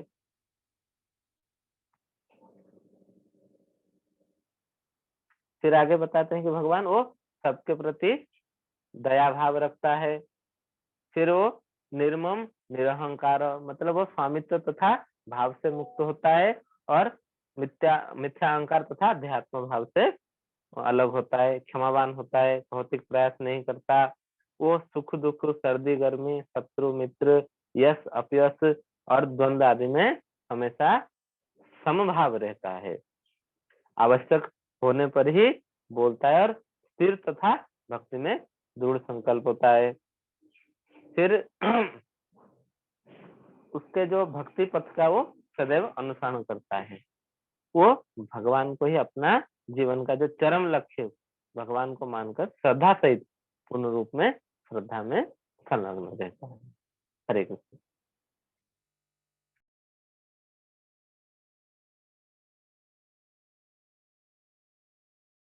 धन्यवाद प्रभु जी, बहुत ही प्रेम से आपने समझाया सारी चीजों को। ओके, तो किसी का कोई प्रश्न है तो आप पूछ सकते हैं।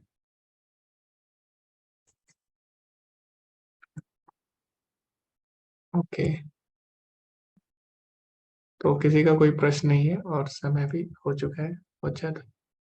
तो ओके, तो धन्यवाद सभी का। सभी ने बहुत ही प्रयास किया, बहुत ही मेहनत की, बहुत ही सुंदर सुंदर सभी ने स्लाइड्स बनाई और बहुत ही अच्छे तरीके से प्रस्तुत किया, सारे बिंदुओं को कवर किया, बहुत ही कम समय में पॉइंट टू पॉइंट सब जो भी सिद्धांत है सभी को रखा।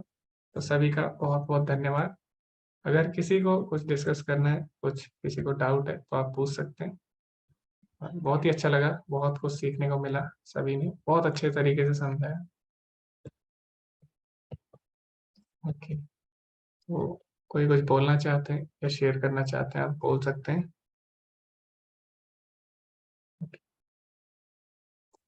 ओके, तो ओके, शायद कोई कुछ शेयर नहीं करना चाहते।